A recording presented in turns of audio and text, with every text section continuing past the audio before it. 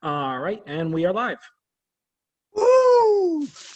Well, gentlemen, I really appreciate you coming tonight. I hope you enjoy it. I think you will.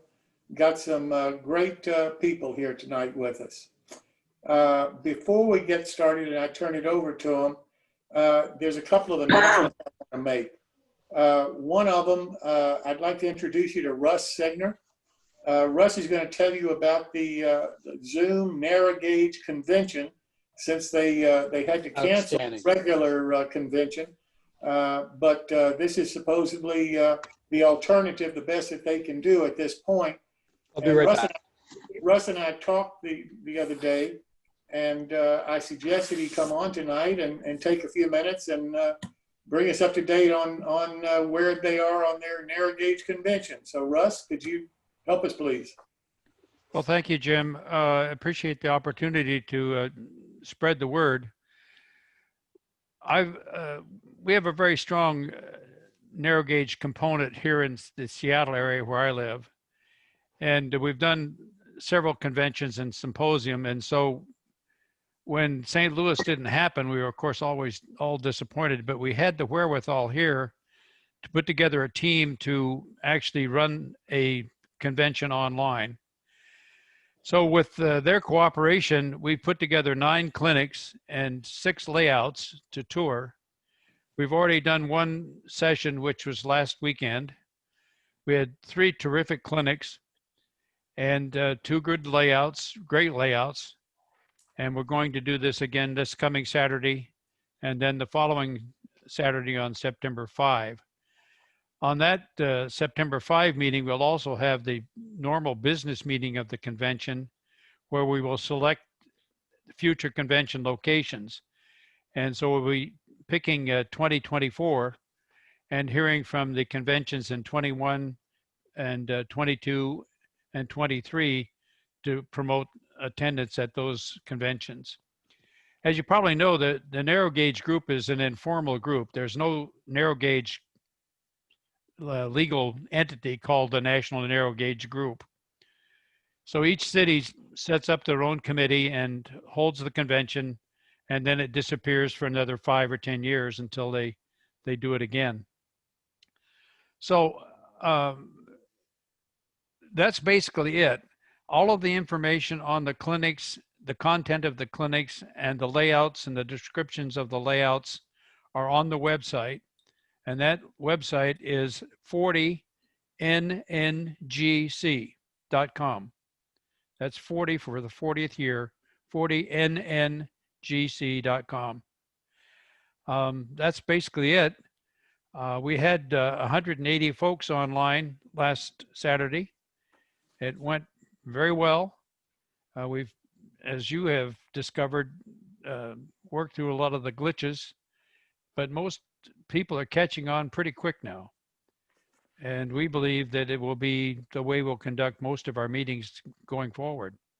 Even after we're able to get face-to-face, I think you're going to see conventions where you'll have, let's assume it's in, well, it will be in Seattle here in 2022. We'll probably have some clinicians present to us from Australia and Japan and several other places around the world. And it will be just like them being with us at our hotel. So I think we've got a mechanism now that lets us do layout tours that are very effective. In fact, in the 4th division of the NMRA, where I am located, we are doing 2 layout tours every other Saturday. And we've gone through 7 weekends of this, including last weekend. And we've got them booked all the way through December of this year. So if you want to look up any of those, you're all welcome to look into those meetings. The information is on our 4th division website, which is just 4dpnr.org. And each of those sessions are 45 minutes to an hour long. So happy to answer any questions. Well, I think this is Kevin with Narrow Gauge Modeling Company. I don't know if you know me, but I solely do 1/4 inch scale. And I say that because I do more than just model railroaders. But I think it's been a huge success from COVID is all this online. People spending more time talking. I think things will be planned better. I think people will learn more. People will get to know one another, support people. I mean, you've got here people all over the country. I don't know how many total we have tonight. Doesn't look like a lot, but you now have a support network around the country that you can talk to, and that's huge. You just can't do that in the IO groups or what used to be the Yahoo groups email. It just, you lose too much, you know. And I think it will help you guys. The other thing that I always thought, and I know this is slightly off, but I always thought that the narrow gauge convention should be done every other year, so there could be more planning. You know, I notice, and that's one of the things Al, Judy, and I'm the sponsor of the Harrisburg Narrow O show. Maybe you've heard that, but you just don't have the skill sets in every single city to pull a show off anymore. It's a lot of work. It's a lot of effort. It's a lot of money. And because you guys don't have a national network, you know, I wonder if you guys have thought about that. And I think a national network, you know, where you sort of have, like, for lack of other word, mentors or advisors, would be crucial to make sure the shows go okay. Because, you know, from where we are, we hear mixed messages depending where the show has been, you know, as to its success, as to, you know, some issues or crowds and stuff like that. And I always wondered that. So those are just some random thoughts. Well, let me help you a little bit. We plan ahead 5 years. And I was chair of the convention here in 2012. And so I made all of the contracts and most of the arrangements in 2007. So you had all of that time to go through all of the prep work necessary. And we visited the conventions leading up to that to promote our attendance. We had 2,300 people here in Seattle. I don't know, have you been to a recent narrow gauge convention? I can't, because of what I do for my primary job, my work. I can't give Gotcha. that many days to it. No, I understand. That's a big problem, actually, and I've urged my colleagues in the hobby to shorten these conventions, because most people can't spend 5 days away, and it's a day on either side of that traveling. Plus, you have the extra expense of that many additional nights in hotels. Yeah, that's just less the issue. It's distance and it's time. I head up, you know, sales engineering. I just can't give it that kind of time as much as I want to. So I'm thinking that our future is going to be more virtual conventions with some shorter meetings together face to face. And you can build it around certain activities, like, you know, some areas in the country that are heavy for good rail fanning and that sort of thing. I'm a narrow gauge guy, and I like to get to Colorado every 2 years or so. Although I don't model near Colorado. So what scale do you do, by the way? Pardon? What scale or gauge are you? I'm in SN3. That's beautiful. And I model a Northwest freelance railroad. And there's a number of my videos on YouTube for Coal Creek Lumber Company. They're not designed for YouTube per se. They're just segments. But there are a number of them are a little longer than a 4 or 5 minute segment. Anyway, the network that we have is changing. Back in the late 80s, when a lot of this got started out here, those guys have pretty much all gone through and have left us. Like I mentioned, Brian Ellerby, who started Evergreen Models, that popularized styrene in the hobby. And Paul Scholes, who's pretty well known in the hobby. And several others have all passed away. Now, the regime that we have now includes guys like Chooch, Michael Connell, who's actually, you all familiar with his line of train products? Mm-hmm. Well, Chooch is retiring, and he's selling the business, and he's pretty much consummated that already. So somebody will pick up the work from that. And a number of other lines have sold and have moved on to new owners with younger guys, typically a little more energy, and so on. So that's just one of the facts of life. So I appreciate what you're saying, where the issue of time is a big deal. And the nice thing about the layout tours online is that in 45 minutes, you get to see more of a guy's layout than you'd ever see in person. Because when you're visiting on a layout tour, there are 30 other people in the room, or often, and you're, elbow to elbow with guys. When they're doing it online, you get a pretty well cleaned up view of the layout and a lot of information from the owner as he's walking you through the layout. Mm-hmm. So anyway, I'll shut up. Well, Russ, I appreciate you coming tonight. I really do. And thank you so much for your information. Anybody have any more questions for Russ on his convention? Yeah, Ross, could I get that website for the narrow gauge convention? Yes, it's 40 NNGC.com. Okay, got it. Thanks. And for the fourth division, it's 4DPNR.org. Do you have anybody posting this on Facebook? I can't do it, but I'm just asking if you have Yes. somebody there. Yes, there will be a website or a Facebook page or a Facebook, what do you call it? Yeah, Paige. Page for the St. Louis meetings. And all of the clinics and layout tours will be posted there.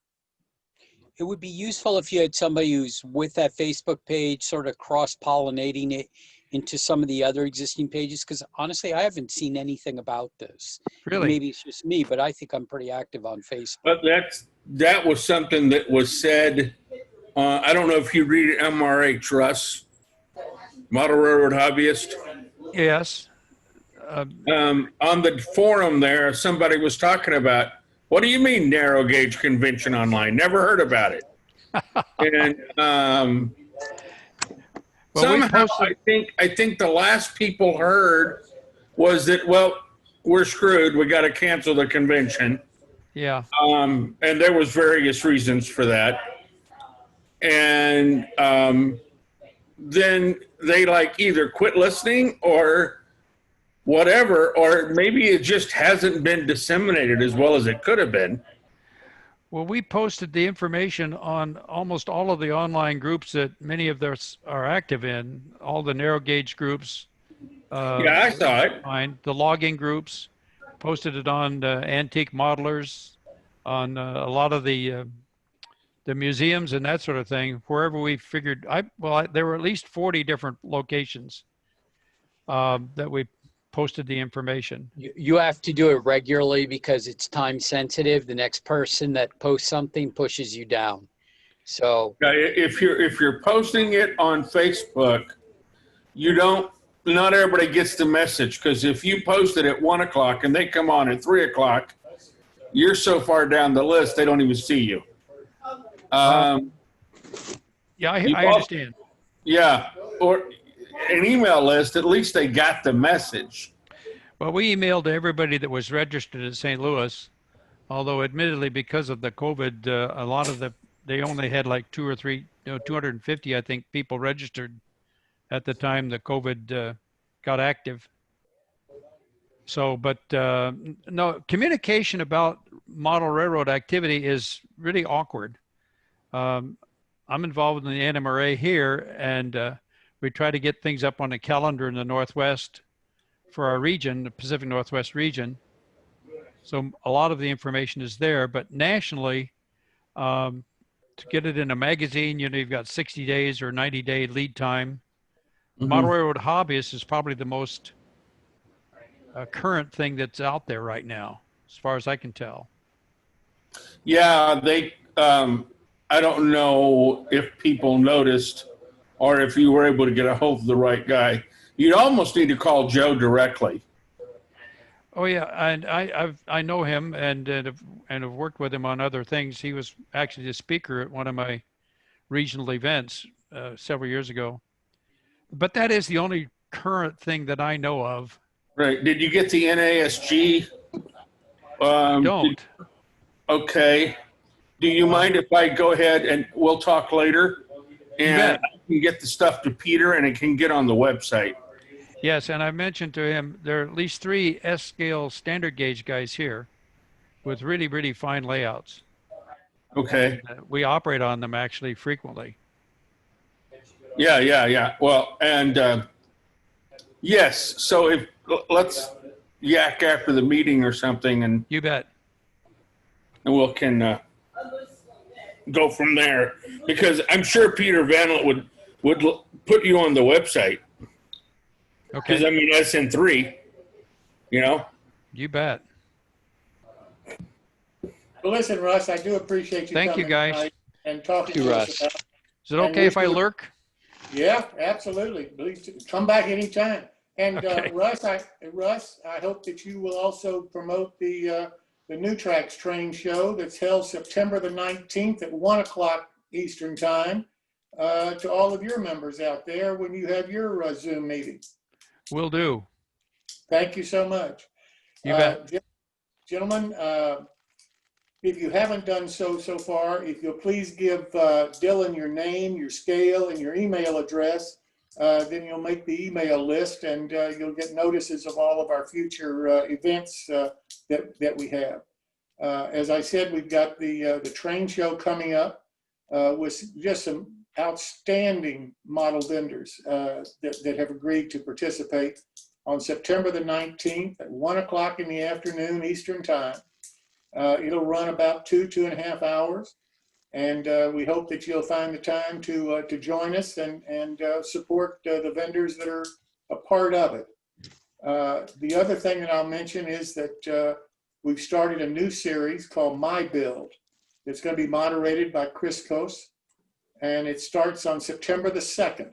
And we're going to hold the whole show open for that and for anybody that wants to talk about a model that they're working on or that they built, and share your work with us. That's what this is all about. So if you'll put down September the 2nd, remember to bring a model. I would sure appreciate it. For our featured modeler tonight, we've got 2 people, Kevin Macomber and Phil Edholm. I don't know whether Phil has joined us yet or not, Dylan. Phil's not in here yet. I don't know what's going on. Maybe I know he was near the fires in California. Maybe he's just doesn't have internet. Who knows? Yeah. When he we'll does figure it show out. up, I will chime in. Okay, that's fine. But Kevin is here, and Kevin's got an extensive business background. And I have written about Kevin before in my articles, and had one article where I opened it up and said, if you're thinking about starting a model railroad business, Kevin would love to be your mentor, love to work with you. I know that he's worked extensively with Dylan in the past and with some other companies. So I know what he's been doing for the hobby, and we all owe him a real debt of gratitude for his efforts and so forth. So what he's going to talk about now is turning your model railroad hobby business into a real profit center for you. And I'll now turn it over to Kevin, and we'll go from there. Kevin, thanks so much for doing this. Well, thank you, Jim. I think, like most guys here, I'm in the hobby for the enjoyment and not for the money. A little bit of interest on how I got started. I don't know if people have heard my story, but I'm a disabled vet, and my disability is PTSD. And so I was looking for an artistic way to express myself, and I was looking things from like painting. I'd done too much woodworking already. I don't need any more furniture for the rest of my life. But I want to do something like painting, and then I stumbled across this Owen 30. Fast forward a bit, I said, wow, model railroading is where I need to come back to. And so I got into the building, and let me close the door. Hold on a sec.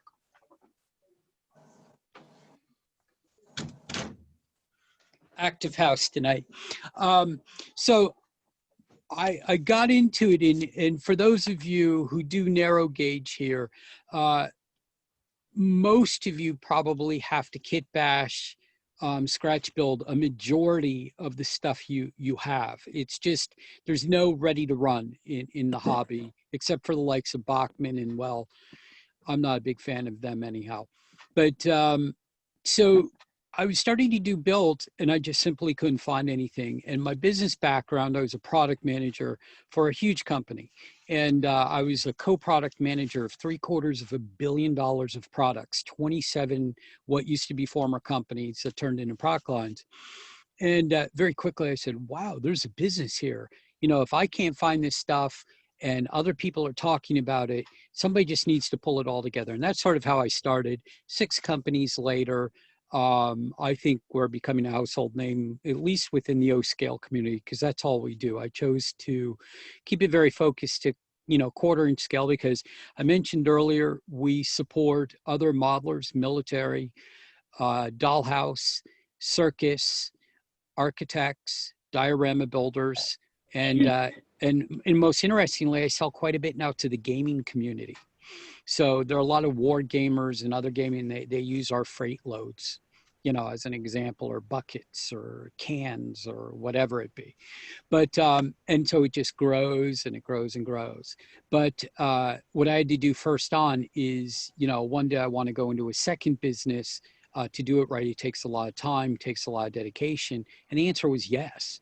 You know, I've been looking to get the hell out of the corporate world for, you know, a good 5 years now. It sucks. There's nothing good about it, you know, particularly as COVID. I mean, it's bizarre at best, you know, listening to these stuff shirts, trying to run companies, and it's really a bizarre place to be, and I just want out. But, you know, having a viable business.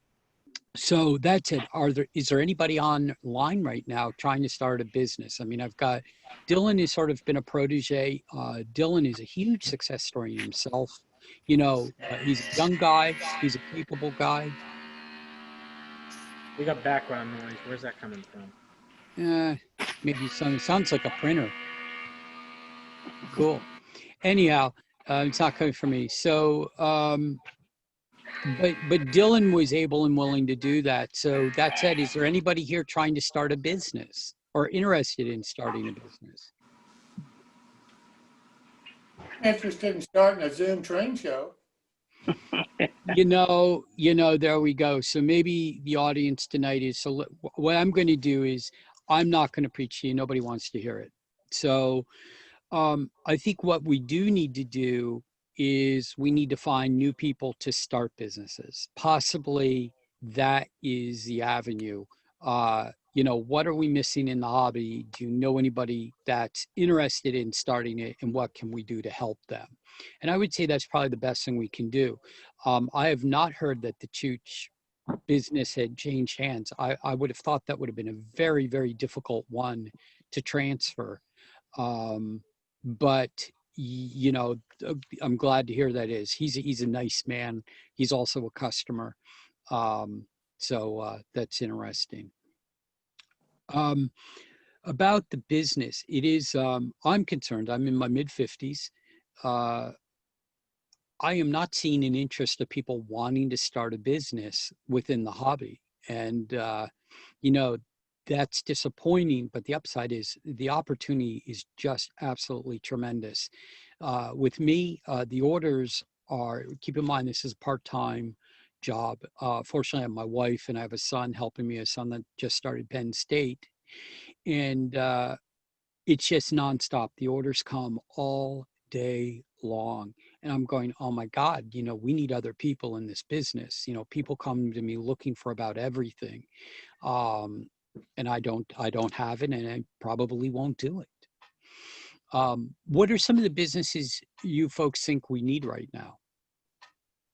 What do you think would help the hobby? Let's take the conversation that direction. Ed, Mr. Katie, I know you had your hand up. So, Yes. you know, feel free. If you have something to say, feel free. Well, the way I look at it is I sort of have an idea that's more of a novelty thing. Okay. It's sort of like, remember when they Oscar and Piker that Walters came out with? I think originally they were set up as a sort of like a Craftsman kit, but it was only like one truck long. It was like really, really short and novelty. They were business cards, and I was thinking of possibly resurrecting. I'm not sure what the legal stuff around that is, but make it as it was originally as a Craftsman kit that would, people would be able to get into Craftsman kits without actually spending a whole entire car. So tell us, so that I'm not familiar with it. So can you paint me a picture of what those products were and a little bit more what scale, what they look like? All right, hold on a second. Yeah, there was somebody at MRH that was talking about these. I'm trying to look that up right now. I know the cars he's talking about, Kevin. Basically, if you saw like a heavyweight Pullman car, basically what someone did is they like really compressed it. Basically, it was a 3-wheel truck, couplers on either end, and the car was built up on top of it. They did it in O scale. I think they did them in HO. It sounds very British. It was based off of an American Walters heavyweight. did it. It's quite unique. Yeah, Walters did it. I don't know what started it. It was part of their tongue-in-cheek series. They also had like a car that had was supposed to be a presidential car and all that. But they did come out as I forgot what year and all that, but they came out with ready to run ones, and that's what they sort Pretty of. damn. What scale is that? This is HO scale. Yeah, they had a stamp tin side, and the rest was basically wood and a Pullman truck. Yeah. And the thing is, with the more modern ones, they're actually it was ready to run, injected, molded, and all that. When did they come out with those? I never saw the plastic ones. I want to say maybe the early 2000s. Yeah, I remember seeing something about those within the last 10 years or so.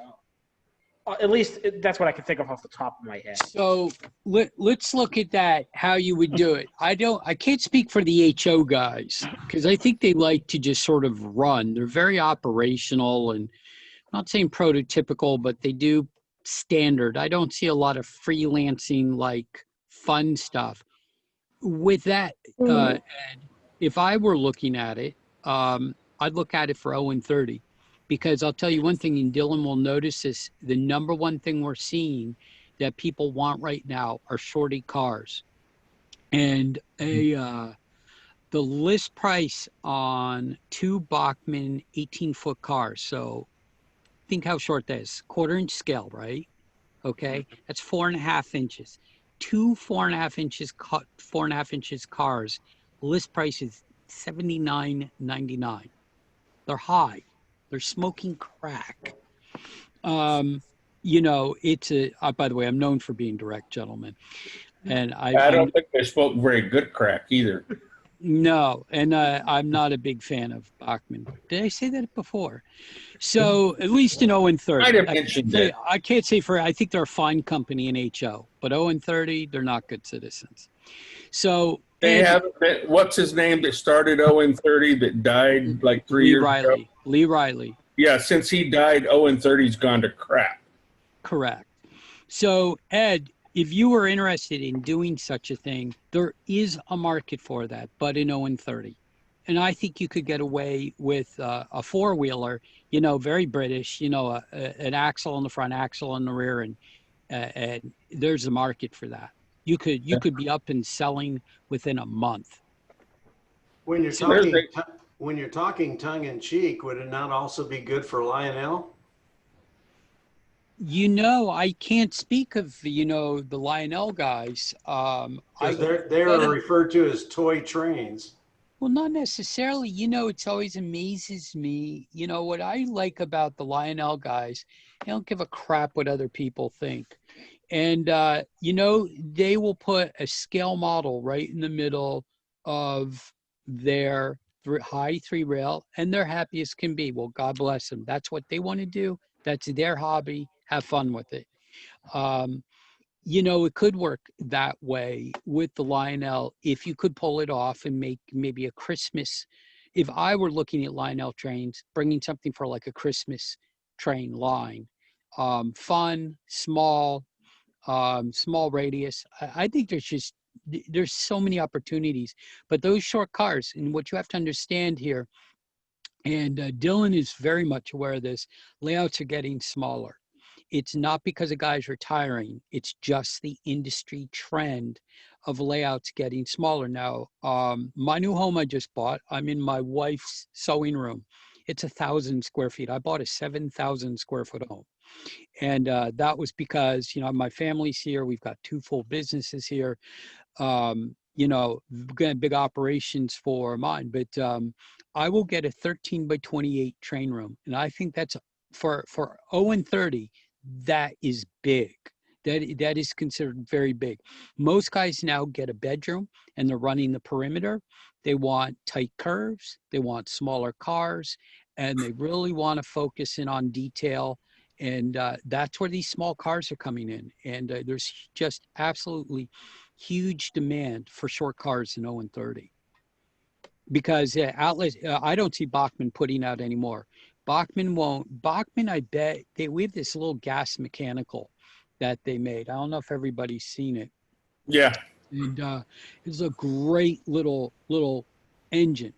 That engine 3-4 years ago was going maybe $35-$40. Right now, it's going $75-$80 because the demand's that high. But that is the fundamental mechanism to which so many 0 and 30 engines are built off of. That's where Lambert Locomotive Works comes in, of course. In the cars, I have no idea what Bachmann's making anymore, but I can tell you it's getting harder to find the stubbies, what we call stubbies, the 18-foot. You can get box cars, but it stops at about that. It's almost impossible to find anything else within the 18-footers now.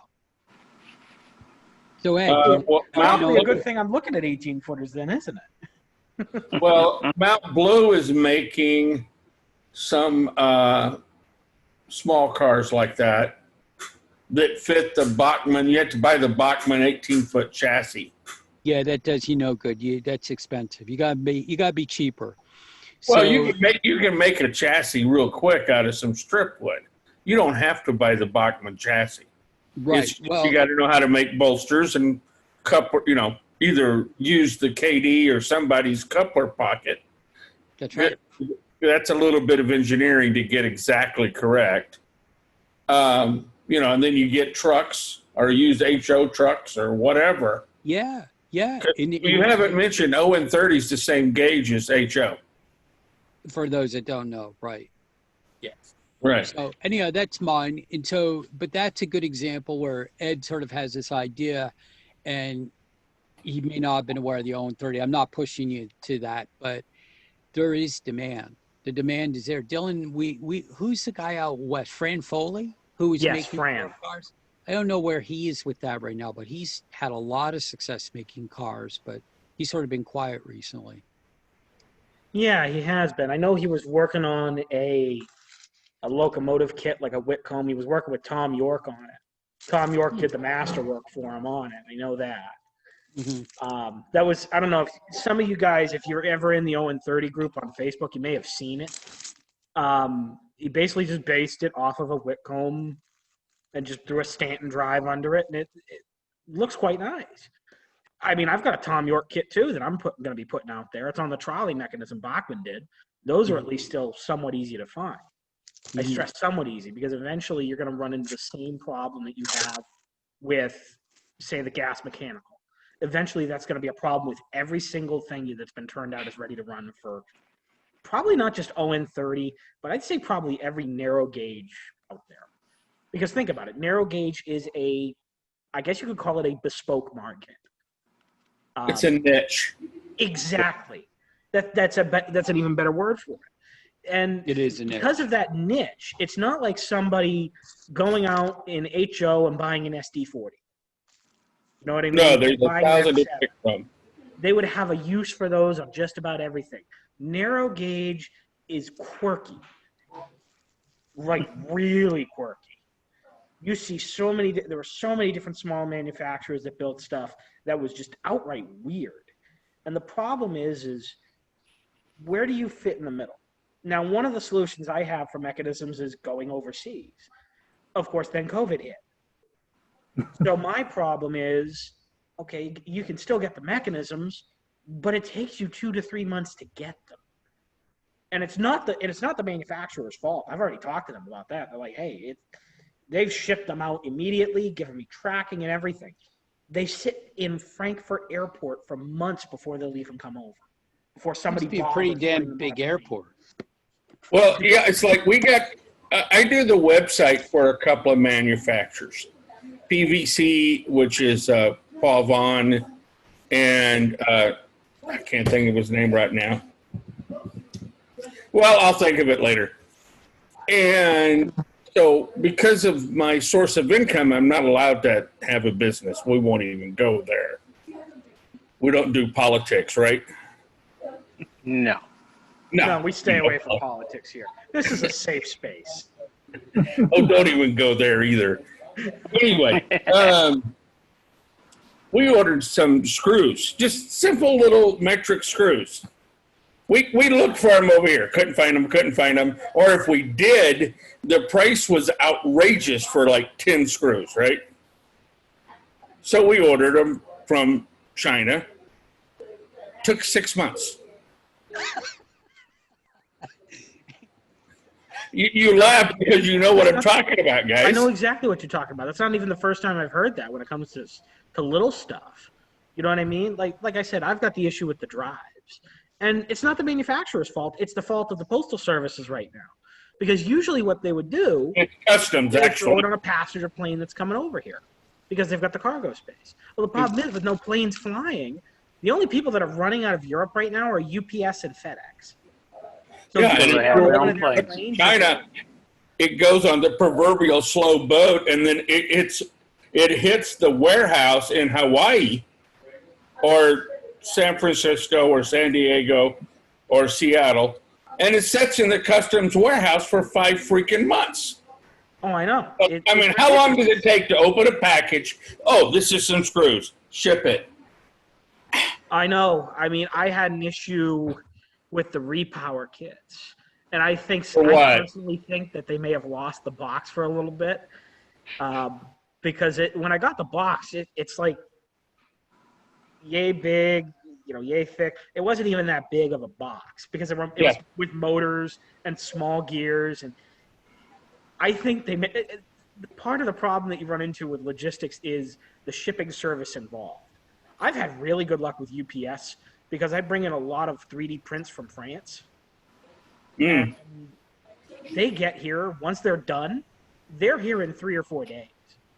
Even with the COVID, they're still here in 3 or 4 days. I don't have to worry about it. They just get here, I get them, and they're exactly what I ordered. There was I shouldn't say that. There was one instance they sent me someone's tool. And I'm like, what is this? And I called them and they're like, yeah, we already know what happened. Don't worry. Your stuff is on the way. Here's the tracking for it. They took care of it the moment they figured out what went where. But with the other services like the Postal Service, DHL and whatnot, you're at their mercy. And it's not that I don't think it's not that the line guys, the guys that you deal with at face value, I don't think it's that they don't care. I think they do. I think it's everyone else up the chain from them they have to deal with. And that's one of the biggest challenges right now with me getting my drives. I know with UPS, they've laid off a bunch of people. Oh, everyone has. Oh, really? Oh, yeah. UPS, they're practically double the amount of stuff they're shipping with half the people. And the fact is they're still doing it. They're still getting the stuff to where it needs to be for the most part. Yeah. That's not bad. That is a sign that, okay, does it suck that people got laid off? Absolutely, because you never want to see somebody lose their job. Except for now, I tell you, the unemployment benefits seem to be pretty darn good. Yeah, a little too good.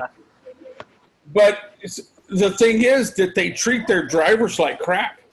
Oh, they do. I know that. I've got a neighbor who works You for know, UPS. most of you guys know I'm in a wheelchair, okay? If I bend over to pick up a package that was left on the porch, you're going to be picking me up. I don't bend over, and the electric wheelchair sets quite a bit off the ground to begin with. So if they leave it on the concrete, well, it's a neighbor, or I hope my son comes home at some time that day. You know, he's 19, he can bend over. But, you know, and these guys are so fast, by the time I get to the door, they're on the truck down the street. Oh, I know. I believe me. I've had that conversation. You know, ding dong run, and they're terrible. Let's, Yeah, you the guys have been post office- talking, this is something really interesting. So we're talking about new business, and that's one of the competitive advantages right now. So in the case of that screw, I would have changed over to an SAE standard immediately. I would have figured that out. Get away from it. We have to fit something that already existed. So we had to have the, yeah. I would have retapped the hole. So yeah, but you don't want to retap one hole.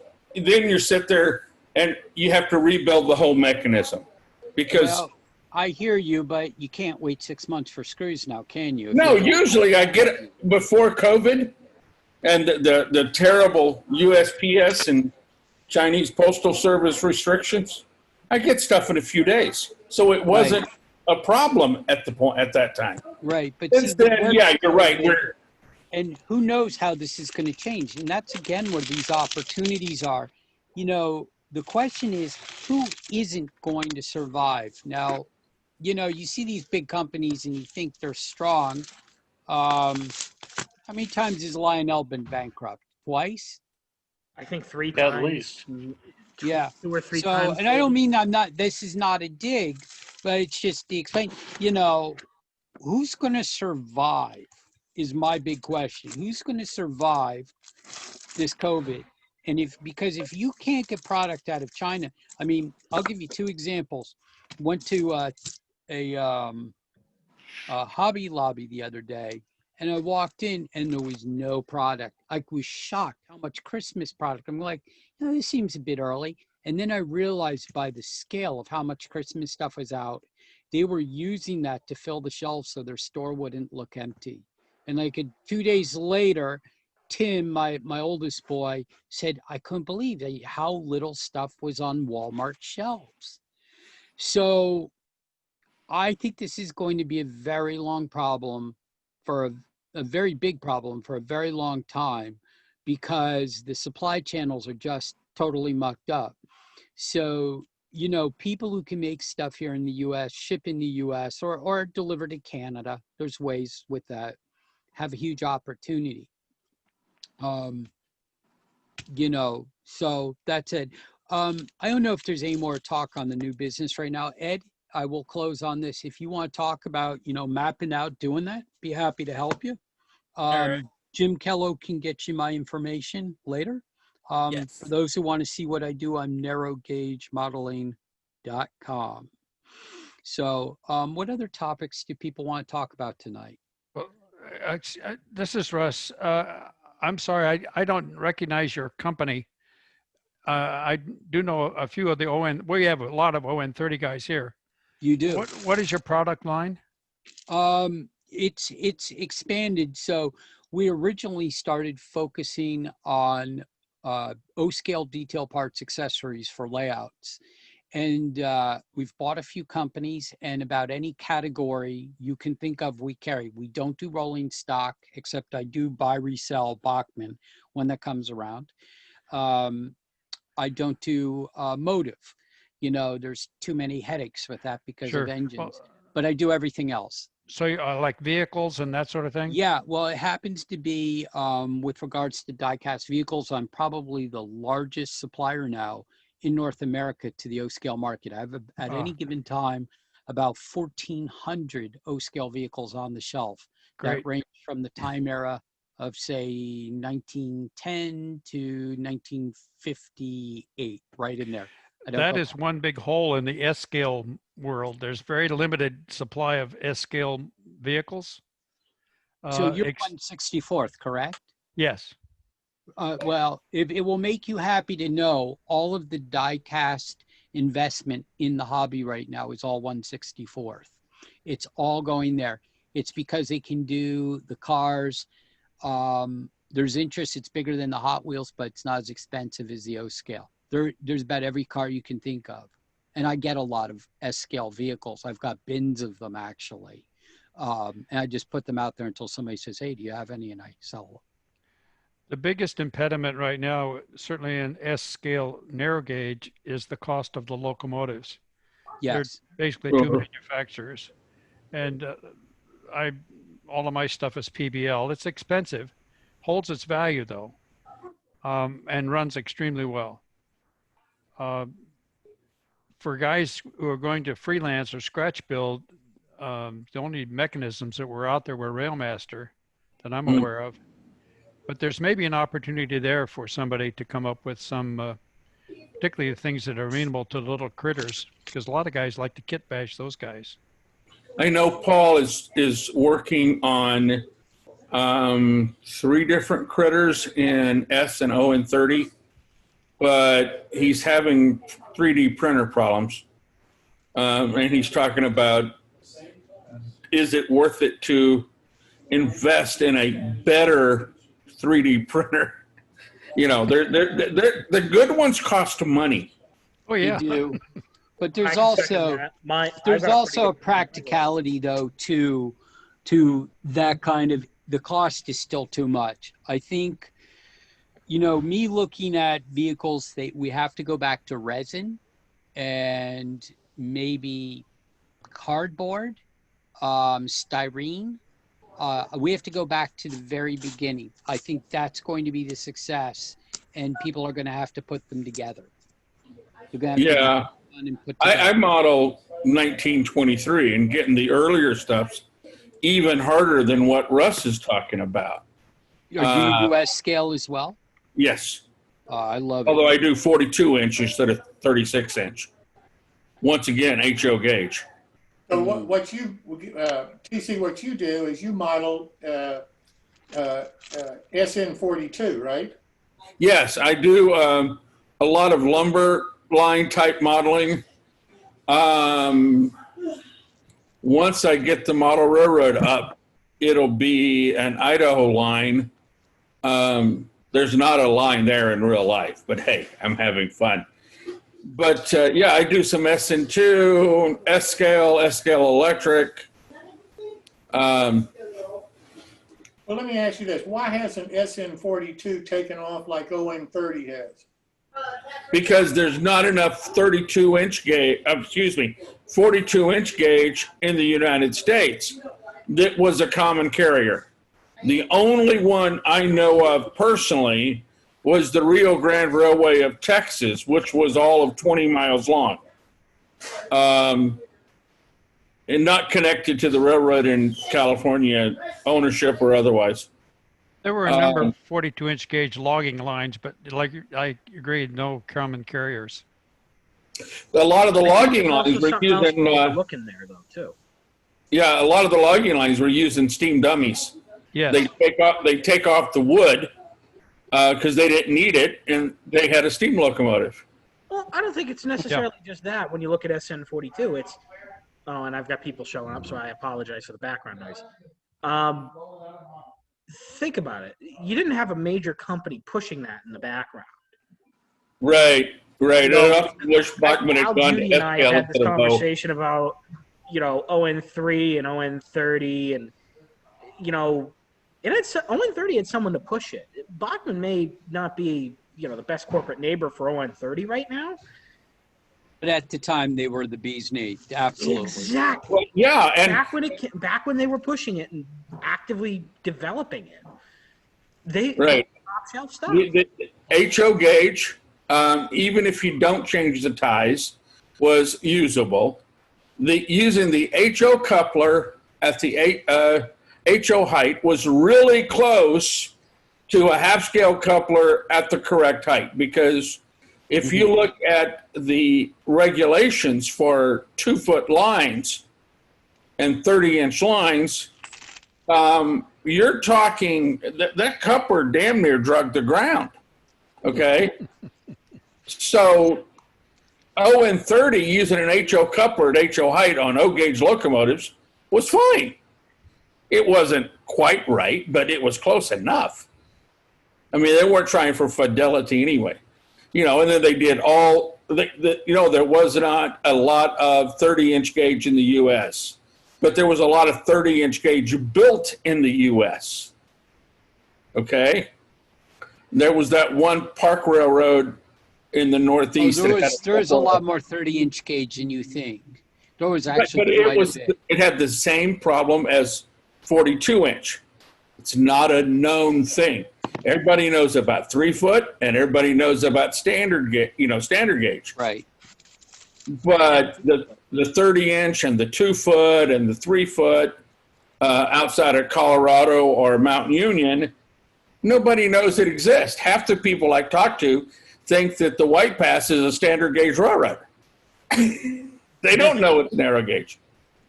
You know, as Russ says, you know, going SN3, you're going to spend a lot of money right quick. Going SN42, you're not going to spend near that kind of money. No, but once again, you're down. If you want a built locomotive, you've only got one of the suppliers that is Railmaster, because they're in New Zealand, makes their locomotives both ways. Right. Okay. But that's steam engines and the Alcos and a few other things.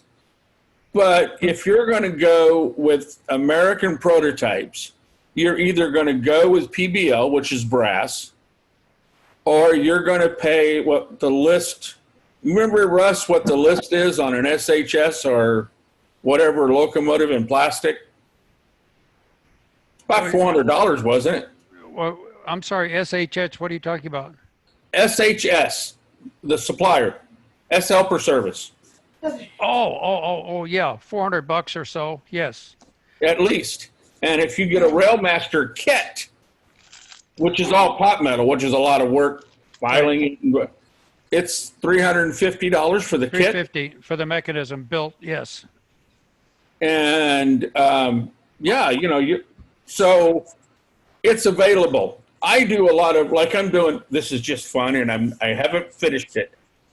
I took a Mantuit 2662, turned it around. I'm going to make a cab ahead out of it in SN42. Cool. The locomotive was originally narrow gauge. It was built as a standard gauge, and it's like almost S to begin with. But Paul has a couple of parts for it, and I'm going to use some of that and whatever. But, oh, by the way, he bought Tamalco, if you guys didn't know. Yeah. One of the things I've tried to do at the narrow gauge conventions is to encourage people to explore and to popularize some of the lesser known railroads, short lines. Yes. And there are a bunch of them that have never been modeled, or at least nothing's been built for them of consequence. Certainly in logging, that's for sure. And there was an awful lot of, well, for instance, who makes a 262 locomotive right now in any scale?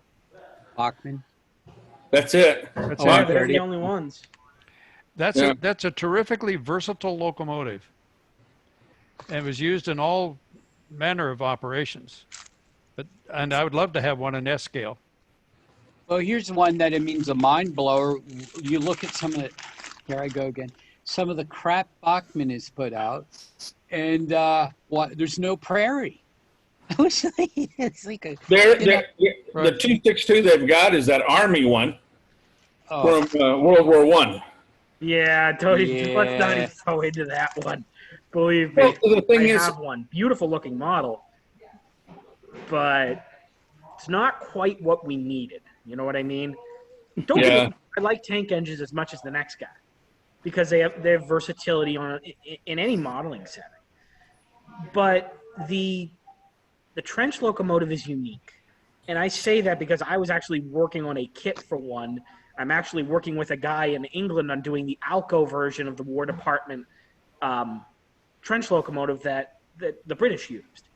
They're very distinct, and they look very European. Now, if you swap the cab out, and that's an easy thing to do, sure, you have a very, more or less American-looking locomotive. You know, the headlights are more or less accurate. It's not, other than the cab, the big thing is, which is the big thing that makes it look European, because you got the round cab windows, and you've got that open side. Aside from that, it's, once you swap that out, you're close. Here's the problem. Who's going to swap a cab on something they just spent $300 on? To be fair, if you're spending the money, you want it to be ready to go right there. You don't Well, want that kind of money, and I sort of feel the scale. I mean, you can have special people. That's a case of Bachmann not listening to the market. I go back to that little gas mechanical. If they went and ran 1,000, I am not exaggerating, I bet they'd be gone in a month. The price would come down enough. Yeah. Yeah, Well, the thing about some of the Bachmann stuff, there's conversion parts, axles mainly, from Northwest Shortline, so that you can broaden it out to S.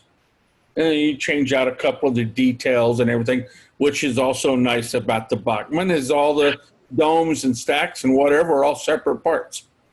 So you change it out and you got a different prototype or a different scale. I'd be talking to Mr. Lambert here. Hello, Mr. Lambert. Hello, Mr. Carr. I call him Dr. Lambert Stein. He would be the guy you want to talk to. He's got a company that does mechanisms, and I've been booting him in the ass to move into O and 3. I consider O and 3, S and 3 right in the same group, same type of modelers, very serious, high quality. I mean, you look at the work. I mean, it's impressive. Admittedly, O and 30 is a fun gauge. People have fun with it, and some take it more seriously than others, but it's all good. It's all fun. It's model railroading. It's what they want, how they want to express themselves. But, there is a market out there. Northwest Shortline can't do it all themselves. They just don't have the bandwidth, to be able to do that. Well, and the high quality machining they do doesn't come cheap. Well, the way I looked at it, I did one smart thing. You guys will laugh. I told a story. My wife has at least, Dylan's seen it, $70,000 of sewing equipment. Okay. Oh my gosh. You did right. Well, she's got one sewing machine that's $40,000. What? And, It's a quilting machine. It's a quilting. Yep, it's a quilting machine, all right. And so it does designs. It's like a CNC machine. You guys have no idea how big this industry is. It's probably bigger than model railroading, multi-billion-dollar. Oh yeah, I know they sell lots. And these women don't hesitate spending money. Well, I want to get one of those die cutter printers, like they're quick cut, but I don't want the online stuff. So I'm looking at silhouettes. Those things are not cheap. No, but so no, they're not. My point. I came home the last time I bought a brass engine. I said, "Hi, honey. Hey, you want to see my new brass engine?" She says, "No." I said, "You sure?" I said, I paid like $400 something for it." She says, "That's nice," and kept going.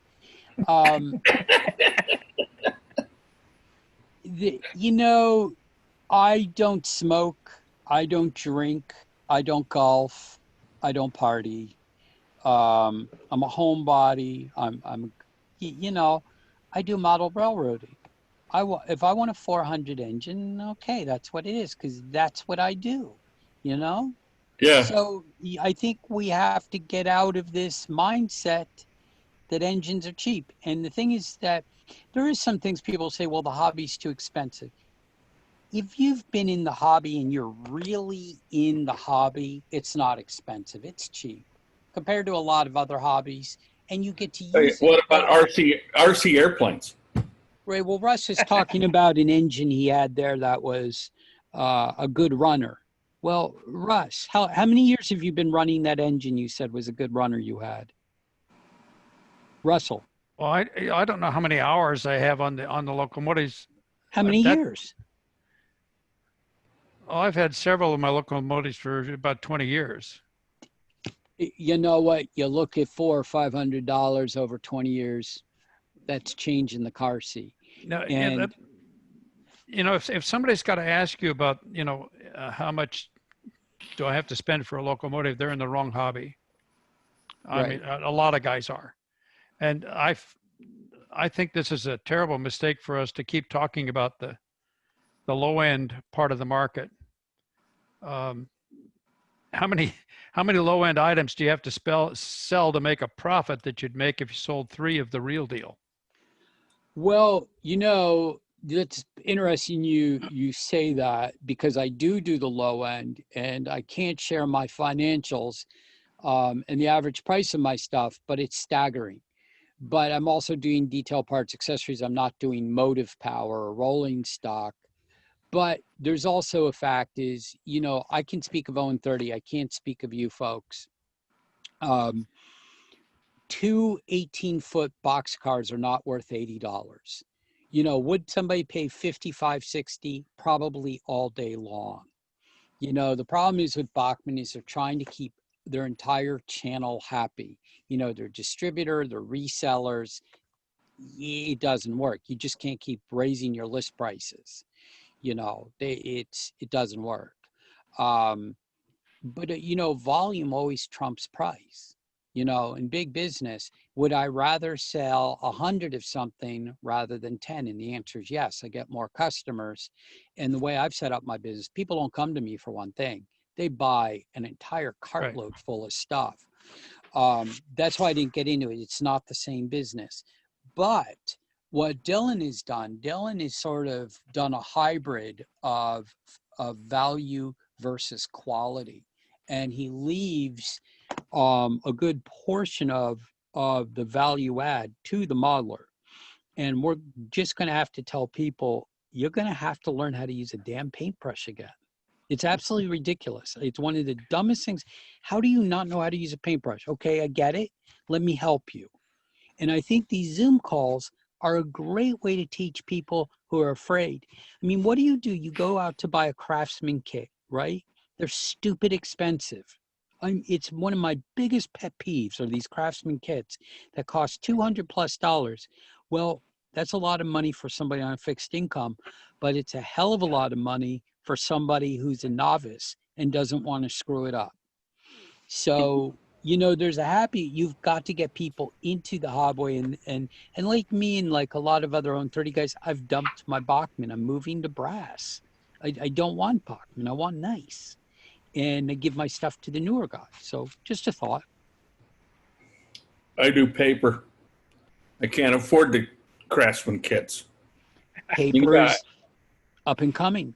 Paper is finally taking off, particularly like the likes of Smart Models. There's a couple of them, and you learn how to do them. They're good enough. There's a fellow in Denmark that does models using play card material. Oh, think of it in a minute. Beautiful stuff. Well, yeah, and the main thing is you don't print it off and just have this flat, not good looking. You print 2 or 3 or 5 copies and layer the thing. That's right. And design, if it's not available, some type of interior. Use acetate instead of the paper window fills, and all of a sudden you got this nice, it looks nice. And if you can learn how to do 3D, even with an FDM printer, you can do your own doors and windows and everything else, and now it looks even nicer. And you don't spend $200 on it. I think a perfect example with paper models, now that we bring it up, we had Jim Gore on, a month or 2 ago? Yeah. At this point, it's been a while. We had him on just before we had the show, just before we had Al Judy on. And he was doing phenomenal work with cardstock and paper. I mean, you when you looked at what he was doing, you couldn't tell, like, at all. You would think it was like styrene. It was that good. And you've got people like Clever Models coming out with these plans. Yeah, and clever, right. And you're and what was the one before that? Something Brothers. They went out of business. Talking about embossed paper? No, they're selling the plans, and you print it out and cut it up and put it together. Clever is doing that. This other company was doing pre-prints. They didn't want to sell the plans, so like they had nothing I wanted because they didn't stock my scale. They had some great stuff. Man, I cannot think of the name of them. But anyway, it doesn't matter. And there's stuff out of Europe. There's stuff out of Japan. You can buy plans. You can buy PDFs, which of course you can rescale. You know, there's guys who do 1 to 35. That's a standard for military modelers. Well, that's the reason they do it, because HO gauge is 2 foot. 187th. 187. Well, HO gauge, not HO scale. But in 1 to 35, it's right at 2 foot. Okay? And they got all those car models and all those soldiers and everything else. And there's even a Russian tractor that's actually an American All-Chalmers. And there's all kinds of models in 1 to 35, and they just repurpose it, and they do like mining railroads or whatever, you know?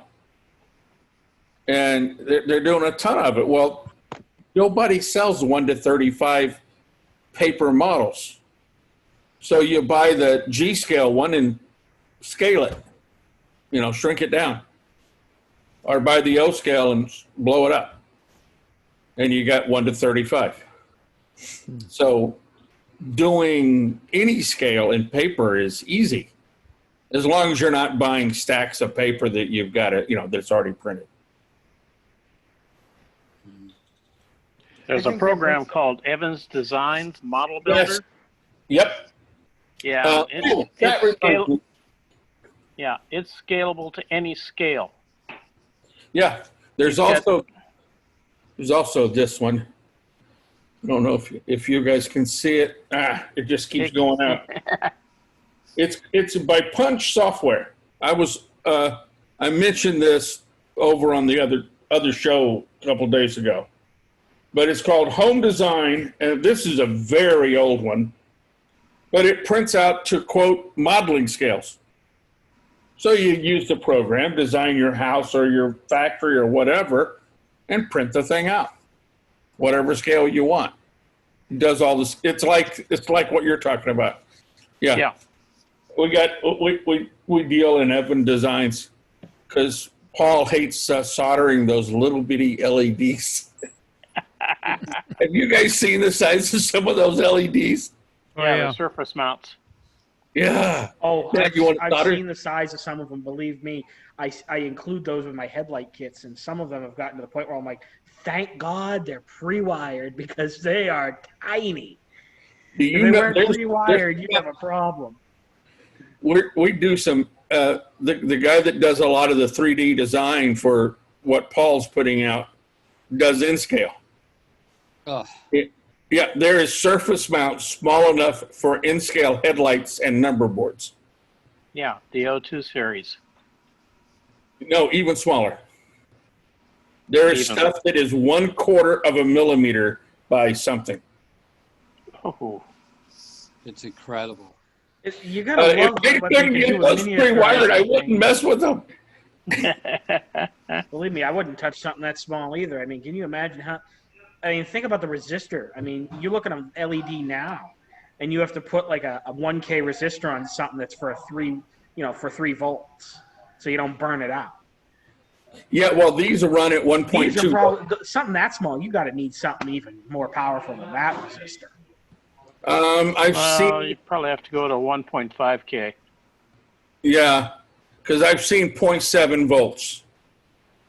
I don't know what you'd have to do. Wow. Well, we sell decoders now from Germany, and they've got the variable voltage output on them, so you can play with that. But otherwise, yeah, you're talking some resistors, and one for every single LED. Yeah. And they're surface mount. Is there any kind of a clearinghouse for manufacturers such as you guys are describing, other than the Model Manufacturers Association or one of these large shows like the one back east at Amherst and so on? Thompson Guide is the only thing I can think of. You know, well, the O Scale Kings are re-ramping back up their stuff. That may be an avenue. Granted, that's O Scale, but the concept is correct. One of the advantages of the conventions, both the NMRA convention and the narrow gauge convention, is that you get to see an awful lot of vendors there. And admittedly, a lot of guys are relatively small. But other than Model Railroad Hobbyist and some of the magazines, I don't see how people can get the word out about what It's they're doing. different today, right? So for sure with me, you know, I started my business on Facebook and Okay. it grew from there. And then, so like on my business, my Facebook business page has about 3,300 followers, which is not bad. The Right. next thing is I have a really outstanding website and it has strong on the SEO content. That's a little bit of the lingo. How do you get people to your website? And I get a new person from the internet almost every day who finds me. So they put something in and that's how they find you. And then of course, as we all know, word of mouth. People find out about me on forums and it takes some work. But I think, you know, the hobbies really moved to Facebook. If you're not on Facebook right now, you're missing a lot within the hobby. I would now say if you're not on Zoom, you're missing out a lot of the hobby as well. Zoom is possibly one of the most significant impacts to the hobby in the past 5-10 years after Facebook. I fully agree, and that's why I'm intent on helping exploit this for the hobby. And that's why we're doing this. One of the reasons I wanted to do this St. Louis convention. We'll be doing other things similar to that. And I've talked with Jim and some others who are doing these meetings on an organized basis. The one thing we do lack is some sort of a clearinghouse of knowing what's happening amongst a number of people like that. So at some point we'll figure out a way to make sure that people are able to update a calendar or a bulletin board of upcoming Zoom meetings. Because that's where you're going to learn an awful lot of stuff from people who. I think that's going to be the next major step is once you figure out, okay, these guys are all on Zoom. This is when they're on. You could do that with Google. You can make a public Google Calendar, right, and just put all that information right in there, and then. Right. But then you have to get people to the Google Calendar. I think your best way is to self-promote what you're doing on really good pages. So like there's the Owen 30 page, there's the Owen 30 buy page. Probably two of the strongest Facebook pages out there in terms of the hobby. You do have model railroading, which is pretty strong, budget model railroading, possibly Modelers Guild. Those are the top 5. I've been monitoring them for years in terms of response and people's involvement. Can you post that information so that we could? I've heard of most of those, but a couple I didn't. Yeah, just Jim will give you my email and just reach out to me. I'm more than happy to help you. Yeah, just email me.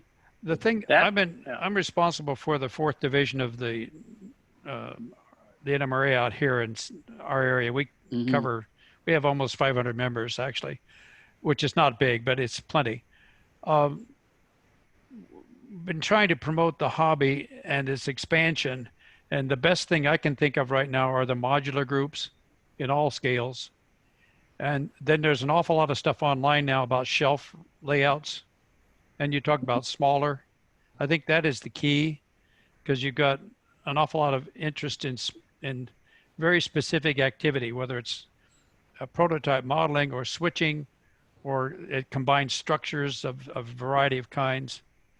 But we just need to make it as easy as possible for people to enter the hobby and flourish in it. and publicize the hell out of it.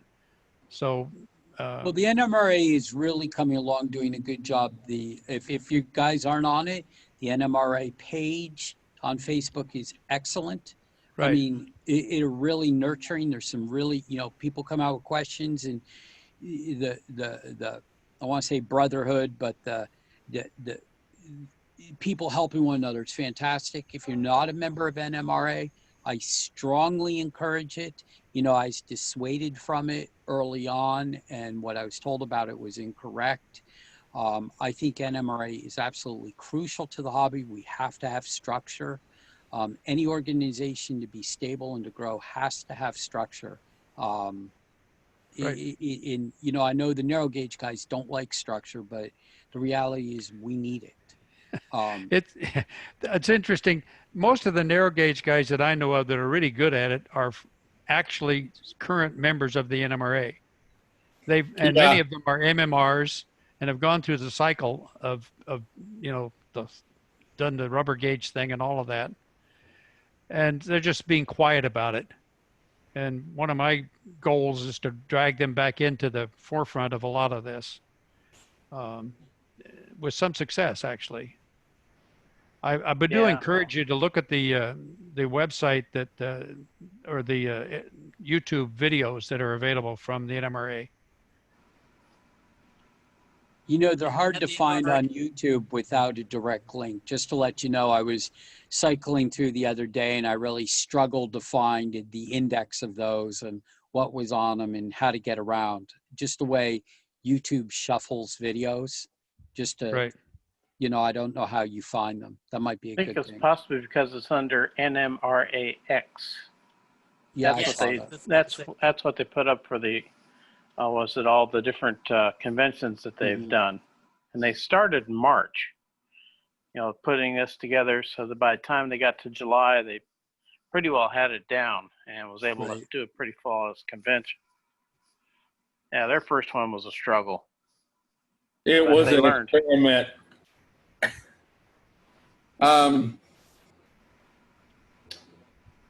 In many ways, YouTube is its own worst enemy. They've done a good job of shooting themselves in the foot. Yeah, and I don't want to get into the politics of it, but Google is in the business to collect data. That's what they do. And that's the reason they scramble things the way they do. Because the more search engine stuff you do, the more eyeballs are on their ads. Yep. Sorry, that's their business model. But it doesn't help us when we're looking for the next video and the next video and the next video. And that makes a lot of work on the provider doing channels and whatever on their YouTube and doing playlists and cross-pollinating it all, properly displaying it on their homepage and their Facebook page and their LinkedIn page and, ad nauseum, okay? And if they're hitting Australia, there's a couple other groups they need to do besides Facebook. And, if they're doing Europe or whatever part of the world they're doing, there's 2 or 3 chat groups they got to do. That's a lot of work. You tuned into the recent talk about Facebook and Zoom, basically linking them. It was online just a couple of days ago. I hadn't kept up with it, but go ahead. Well, no, that's all I know. And that's good news and bad news. I mean, some of it is But pretty. did you know there was a way to do it other than manual listing? I don't know, but right now I'm intent on exploiting the heck out of Zoom and making it as effective as possible within the community. Yeah. Like you said, there needs to be some place It doesn't, does Pacific Coast still do their event page? Are you talking about the region, Yeah, PCR used to have the calendar? well, it wasn't really a calendar. It was a straight up listing. And I don't know if they still do that or not. I'm not. They should I believe they do. Trouble is, it's just basically the events within the PCR. They did the national events too. Yeah, they did link to those, and they do link to a few of the clubs within the PCR region. I just don't know if they do much outside the nationals and a few other events. Yeah, I don't either. And I'm looking it up right now just to see what it is. But it's places like that that already do this kind of stuff. Is there any way to encourage them to throw in listings of all these Zoom meetings? That's where I'm going. I'm working really hard. We have the Pacific. I'm part of the Pacific Northwest region. Here, it's it's like I don't know how many states or whatever, but I'm on the board, and I'm promoting the heck out of a calendar or a clearinghouse of this kind of information. And that's what I was talking about earlier.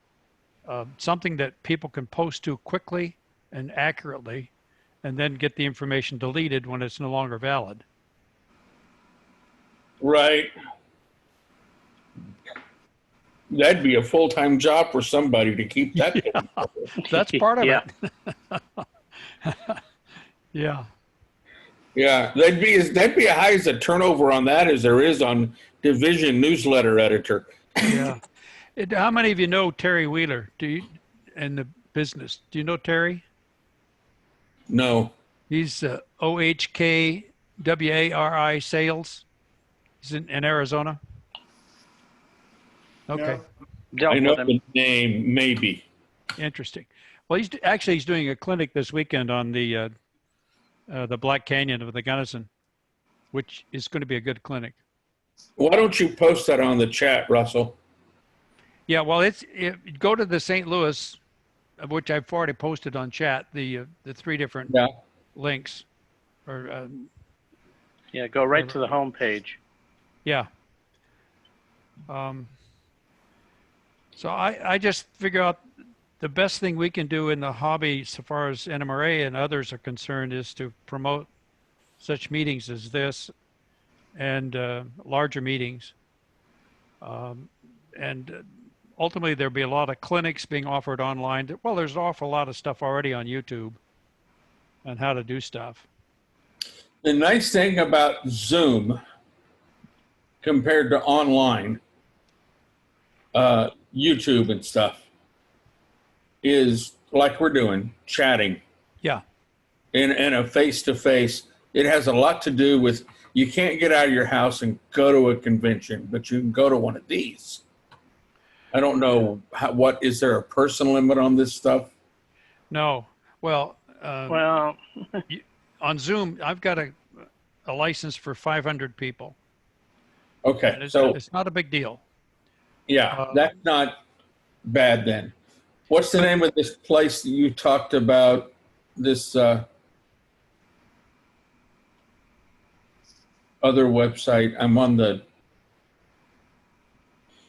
convention website and I don't see it.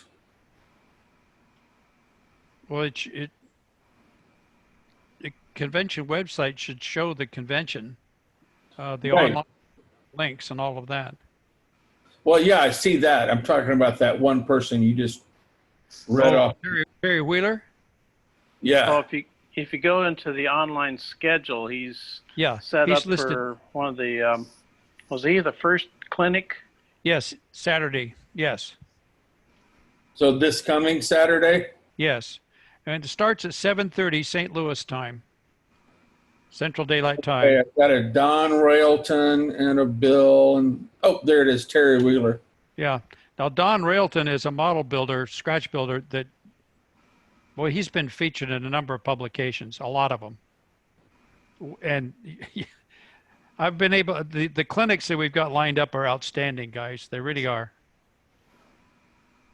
Now, including, these can, yeah, I was going to ask, are these going to be made available afterwards yes, as recorded? yes. Okay. Most You're of them gonna, will be posted on YouTube on a channel that we're setting up for St. Louis convention. okay, good. So a couple of them will not be. The guys didn't want their stuff broadcast, basically. And that's, you have to respect that. Presume the stuff from August 22nd will be there eventually. Yes, it should actually, we're trying to get it up today. Yeah. Do you I know hope the we have a lot YouTube of channel? Well, it will be, we'll link it from the St. Louis convention. There'll be a reference to that website on that website here shortly. But again, it's a work in progress right now. Yeah. I'll be working on it tonight with Robin Peel, who's the webmaster for St. Louis convention. Okay. Yeah, all of this takes a lot of time away from your job or whatever you do. I haven't worked on my layout for months. You know how that goes. That's all right. You meet a lot of really nice guys. It'll only get worse next, until you actually have your convention. I worked on the 2019, so yeah, I know. Yeah. Yeah. I've done convention and 2 symposiums out here, and it's a lot of work, but again, the rewards for working on stuff like this are very good. Here's an interesting question. How do you guys think the hobby overall is doing right now? I think the doom and gloom is a lot of hype. I think it's doing fine. The interesting thing in my view is that people now being home are looking for outlets for energy and creativity. And I think there's an intense amount of interest in the put together things we talked about earlier, the craftsman kits and the kits that are not so big and elaborate. Like all of the laser cut material that's available is very impressive. And I think the more we as a hobbyist to get it out in front of the public, the better. They'll say, I can do that. Well, yes, they can. No, it's interesting. I think the hobby's booming. All my colleagues that I know in the business that are successful are just, it's booming. But I see what's really positive, at least I can't speak again, but I could speak of Owen 30. It is growing. It is so amazing how many people are coming over from HO to Owen 30. They're coming back into the hobby. And then the other one, I'm seeing O-scale grow, which is positive as well. The thing about Owen 30 is the mechanisms and all of the stuff that was available ready to operate, that helped a bunch. I started 2 ON 30 modular groups out here, and each one of those groups, they can put together a train show with like 40 to 50 modules at a drop of a hat. And they've been very successful. So I'm encouraging the growth of additional modular groups right now out here in HON 30 modular group. Takes a little while, but sooner or later you find a ringleader and it takes off. Why do you think that ON 30 is growing so fast? Well, it's easy for older people to see, for one. Most definitely. I mean, that's a big deal. The big impediment for O scale is the size of the structures. They typically, just way big. So you have to figure out a prototype or a layout that you're happy with, where you don't have monster buildings. Well, that's where selective compression comes in. Oh yeah, absolutely. Compression it's all about that. The other thing is, I will tell you, because I know a number of you on here, camaraderie within ON 30 is fabulous. It is just, we have there's a lot of fun. You come to one of our, unfortunately the Harrisburg show, which I'm the sponsor of, we were expecting 450 plus people at that show. That's a lot in Harrisburg. That's not a national show. It's all narrow O. And, people were just like so bummed out when it was canceled, you know, because they just want to get out. You know, the camaraderie is a portion of Owen 30. I can Where you have- second that. And Yeah. like HO tends to be more lone wolves, and Lionel tends to be more lone wolves, and you know, different personality types involved. But that's why. We are getting a proposal from Pittsburgh for the 2024 National Narrow Gauge Convention. Mm. And I think with the return of the East Broad Top, there'll be considerable additional interest in that aspect of it. And certainly I'll be happy. I'm looking forward to coming back there. How close is Harrisburg to Steamtown? 110 miles south, and we're about 60 miles east of East Broad Top. Yeah, that should be a great convention because there's enough stuff around there that will make it very attractive. I think my son is trying to hide behind me. Just wave at everybody. Sort of like the Men in Black video. You remember where that little head's coming out of the guy's neck? Well, they're done. Yeah. No, and the big oven, Samuel, not the little one. He's doing dinner. Because this is too interesting. I don't want to go in there and get away from it. And yell at me if I talk too much. Kevin, let me ask you a question about these 18-foot cars. Why is Owen 30 going to the small cars? Fun. They're And fun. tight radius, very tight radius. They'll use a porter of some type, or a shunter, or switching loco, and you can The get little side rod loco.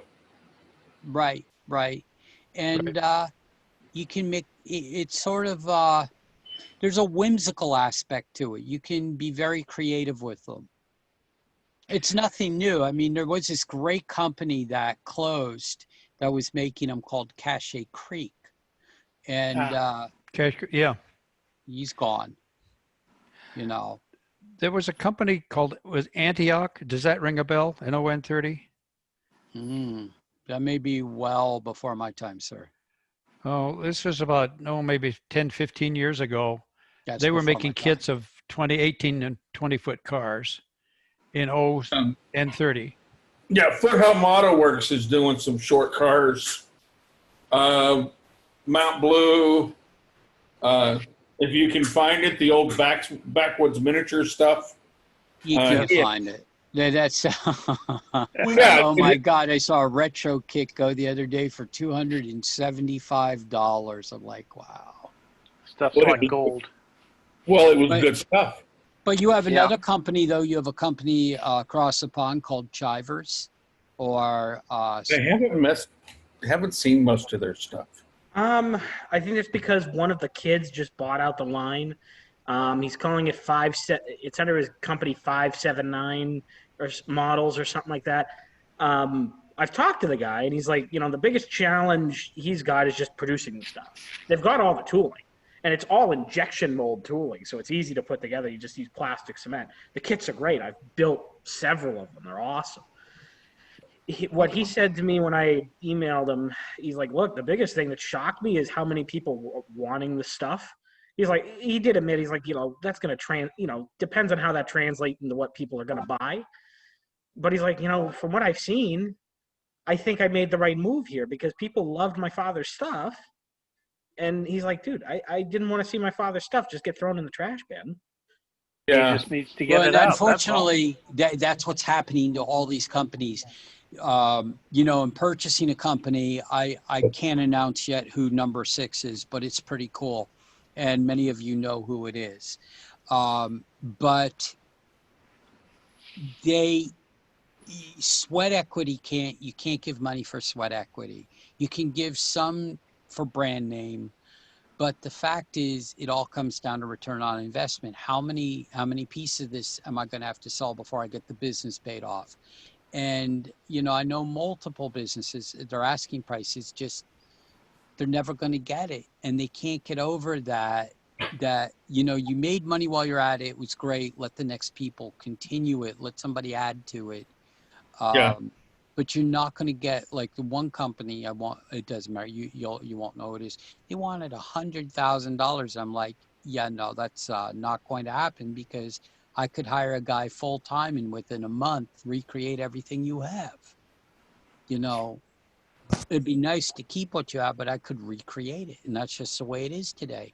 You know, with 3D. Well, yeah, a lot of the stuff that was created 30, 40, 50 years ago with a block of metal and a chisel can now be turned out in almost no time with a CNC laser machine. And boom, you got a mold, and you got a better mold, and you use a softer metal and use it up and then make another one. You don't have to worry about trying to chisel something out of hard brass so it'll last 50 years. Mm-hmm. Because you don't have the investment in it. So like you say, you can, even counting the 3D time, you're not going to pay that guy anywhere near what they're wanting for the product. Just. And here we are back at the whole topic of tonight, starting a new business. Well, okay, I'll throw one out there. Considering you can find somebody or you can yourself afford the machinery, okay? A really high-end SLA printer and or a laser printer or, you know, some type of CNC type cutting device. What could you produce? And how cheaply could you produce it? Well, you know, there again is, I think, one of the mistakes made within the hobby, and I'm just going to use, so say if you are traditionally a building kit manufacturer and you use laser cut wood, when that said manufacturer goes into a car, they think everything has to be made out of wood. And I think that's a mistake. You know, I'm known for doing crazy things. So I'm restoring right now a Walther's Doodle Bug that's circa late 1930s. It's 3-rail outside third of the rail, okay? That's how crazy I am. But going into it was really cool to see. So the front was bronze, the headlight was brass, the base was wood, and the sides were tin, and it's more than acceptable. And I think what they nailed there is you look at these old kits, say like All America, you know, All American, and some of these other O-scale kits of 40s, 50s, they use mixed materials. The sides used to be pressed cardboard, and you paint it, you weather it right. My God, you can't tell. Right, and a lot of stuff now is being done, like instead of stamped aluminum or whatever they use to get the sides, resin print it. Right. Well, that's what even Dylan is subject to that. And sometimes I push back on him. You know, Dylan's in the 3D printing business. I say, Dylan, you don't have to make everything in your kits 3D printed. You know, a good example was I was telling you that radiator grill. Do you remember that, Dylan? Yes, I remember that. And I said, no, you're doing it the wrong way there. It doesn't look right. I don't know if that's the same engine, but I saw that radiator grill you had, and it rocked. I mean. Oh, that was the same engine, Kev. Oh, it was. The same engine. So you did. You actually listened to me for once. That's shocking. I did. And well, the biggest thing I look at when I'm doing a kit, because I want to balance something between ease of building and does it look good. There's a balance between those two. So let's say you want let's say a master modeler picks up one of my kits. They can build that kit easily. And there's no doubt in my mind that they could, because they've got the process down. But if you're a new guy and you've never done something before, I want it to be reasonable enough that you can have a good chance of success. And that if you screw something up, it's not like you're throwing out a Craftsman kit. Mm-hmm. Well, like I'm trying to get Paul bought Tamalco. Part of Tamalco, what was the guy's name? Started with an N. I don't remember. He had done a Model 50, you know, Rio Grande 50, which was Sumter Valley 101 or something like that. And he did the radiator so that the hood wraps over the radiator, which is a lot of compound shaping. and the guard grill is mounted on there. It's all one piece. And I've told Paul, no, take the old sheet metal, cut off the grill wrapper, and make the grill out of 3 pieces.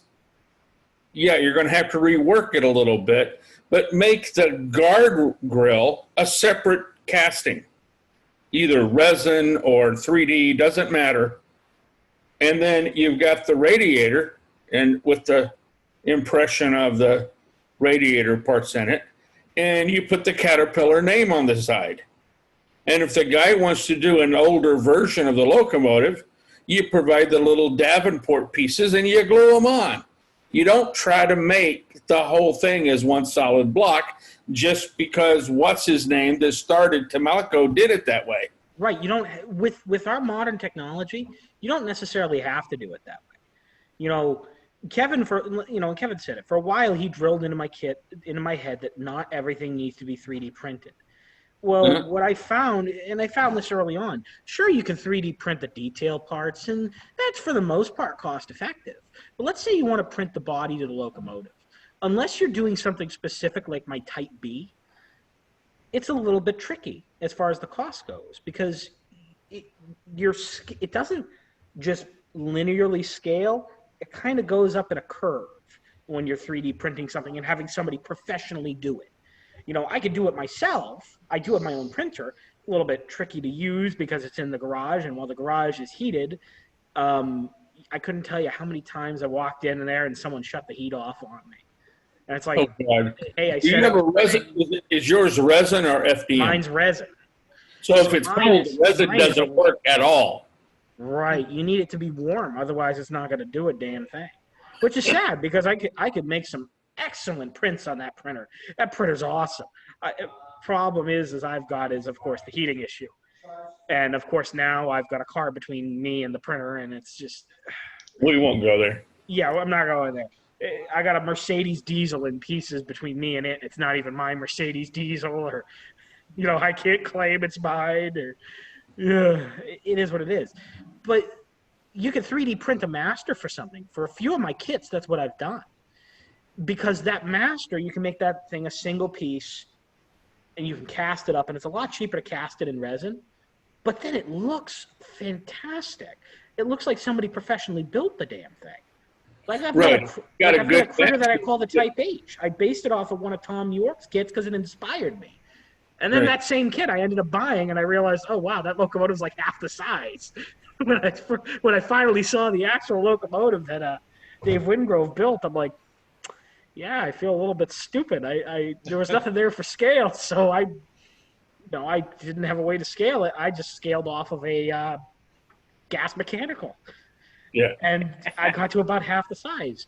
But you look at it, and, okay, as a 3D printed part, while it looks good, the problem is it's not cost effective to 3D print everything.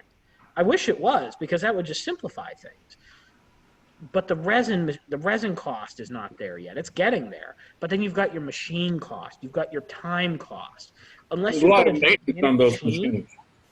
gigantic machine like I do, you can't print multiple bodies at once. You know what I mean? So if I'm to print a Type B of my own, really hit you. Exactly. But let's say I'm to print a body of a locomotive on my own. Well, sure, I can do it, but you need a big printer to be able to print multiples of them. It takes to get a really good quality print, takes upwards of 15 hours. And then it's a question of how many can you produce in that 15-hour period. Right. Now, there's a reason I have a company that I went to professionally do a lot of the stuff. You know, part of it was the access to the printer where I put it in the garage, or where it got moved to, I should say, because originally it was in the house. The other side of it is what they can do. Like my detail parts, like the headlights that I started with, those were one of the first things I did is made a headlight kit with an LED and a lens. And that was Kevin's idea. Thanks, Kevin. But I didn't even get any royalties off of that. Well, he's going to give you a penny for every 1,000 kits, and he hasn't done enough yet. You don't joke. He's getting there, and he owes me a lot more than the penny. Oh, I know.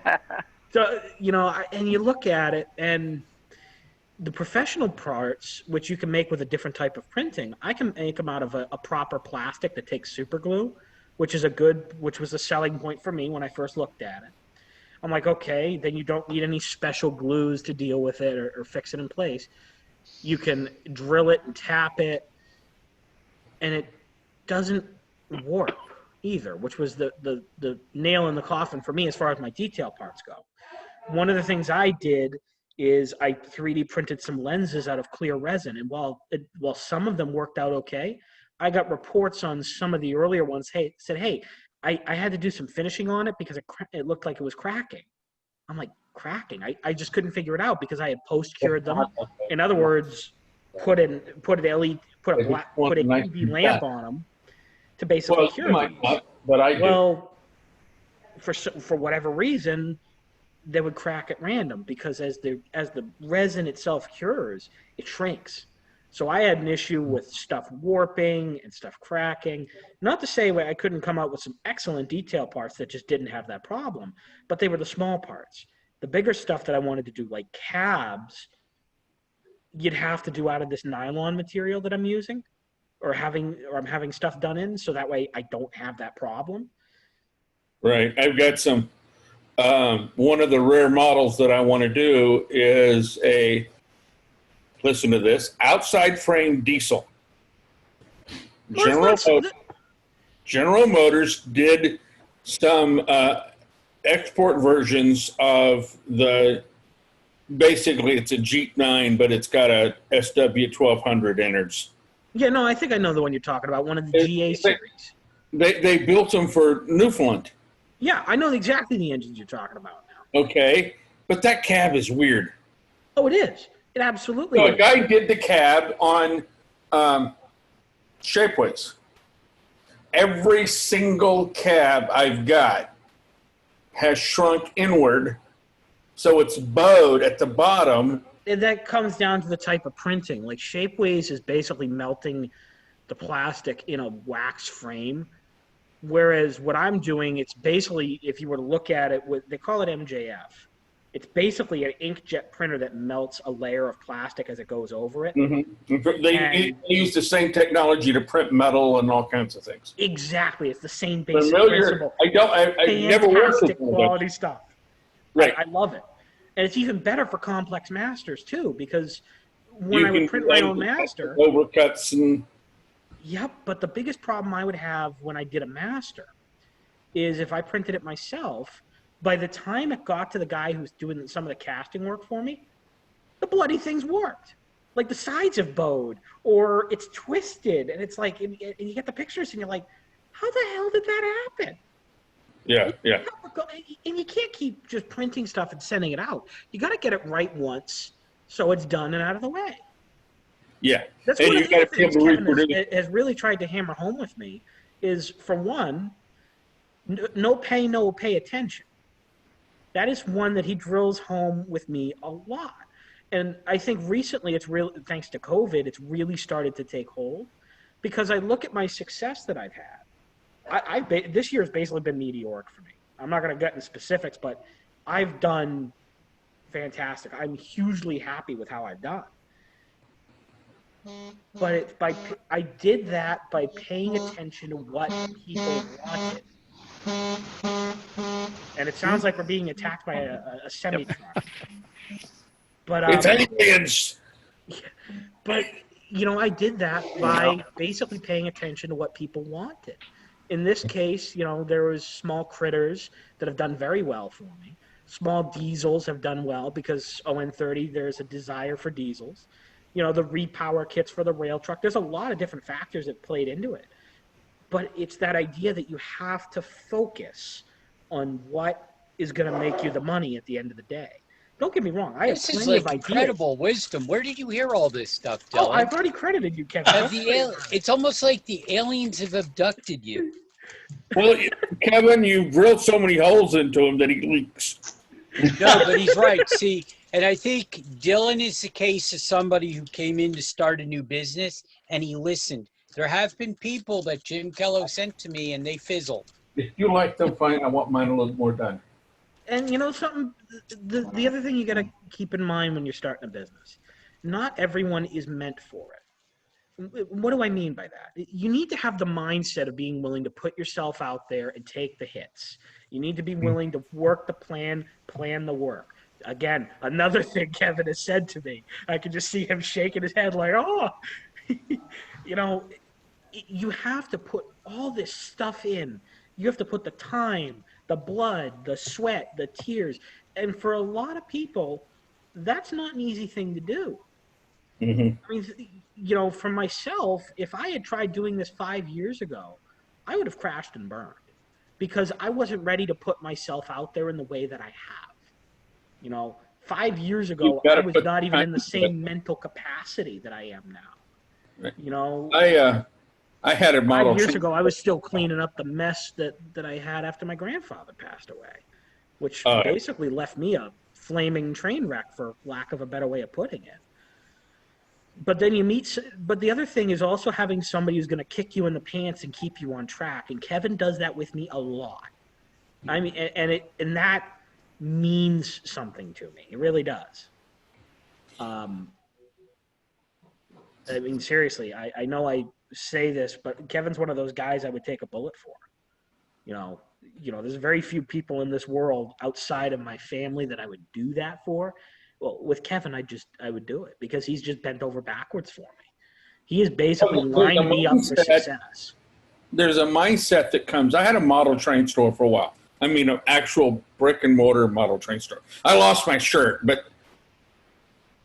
I slept at that store sometimes because here I am working on whatever and putting all my time into it. And, oh man, I got to open the store in 3 hours. I better take a nap. I used my Army cot a lot. And you got the same thing, whether you have a brick and mortar store or you have a business out of your third bedroom, you have to put the time. If you don't put in the time, you won't get any money out of it, and you surely won't get any enjoyment out of it, and you have to be willing to do that. I mean, it turns right around. You talked about taking a bullet. Well, if you're going to be a cop or a military guy, you have to know that at any time you're going to be asked to make a sacrifice for which you might not survive. But you got to have that same mentality. That's easy. People understand that. But you got to have that same mentality if you own a business. You're married to that business. Better not neglect your spouse, though. Married to that business. And it may or may not survive, but it will not survive if you don't put the time and dedication into it. Now, that's a simplified version of what Dylan's been saying. You know, not only that, you got to make some other people will buy. Just because you market it doesn't mean you're going to sell it. But that's very true. You know, there's some stuff that I've come out with that while I've sold stuff it's made me happy that I've sold it. It hasn't, you know, when you think something's a good idea, you know, and you try it and it kind of fizzles, you kind of step back and go, okay, why did it fizzle? You know, in my case, some of the stuff is because there's still people that don't know what I do. You know, there's still people who are finding me every day, which I find fantastic. But how do you say it? You know, you can't control what people find of you, but you can. I guess you can control what the impression is that you leave them. You know, I try to leave people with the best impression I can. Does that necessarily mean I succeed every day? No, I'm sure there are days I have fallen flat on my face and I've made somebody go, oh, yeah, he's just, meh, whatever. I don't think I've gotten somebody angry at me, but I'm sure there's been days I've crashed and burned. You've got me angry at you, Dylan. Oh, I know. But you're a special case. But, you know, and like I said, if you're not willing to put yourself out there, why are you doing it? You know, if you need to be willing to take the hits for what you're doing. Now, in my case, I've really, I've gotten some good feedback from people, and it's all people who have basically wanted to see me succeed, for lack of a better way of putting it. And that's all worked fine. But at the end of the day, it's your baby. That business is your baby, and you got to take care of it. You got to grow it. You got to raise it. And no matter what you do, there will be always come the day that you just sit back and go, what am I doing? I've had those days. But it's really quick to put that out of my mind when I look at it and I go, you know something? I'm making the money. I'm doing good. And more importantly, I've left a good impression on the people I deal with. I've got a good cadre of, customers that I trust to give me accurate information. So if I screw something up, they're going to tell me.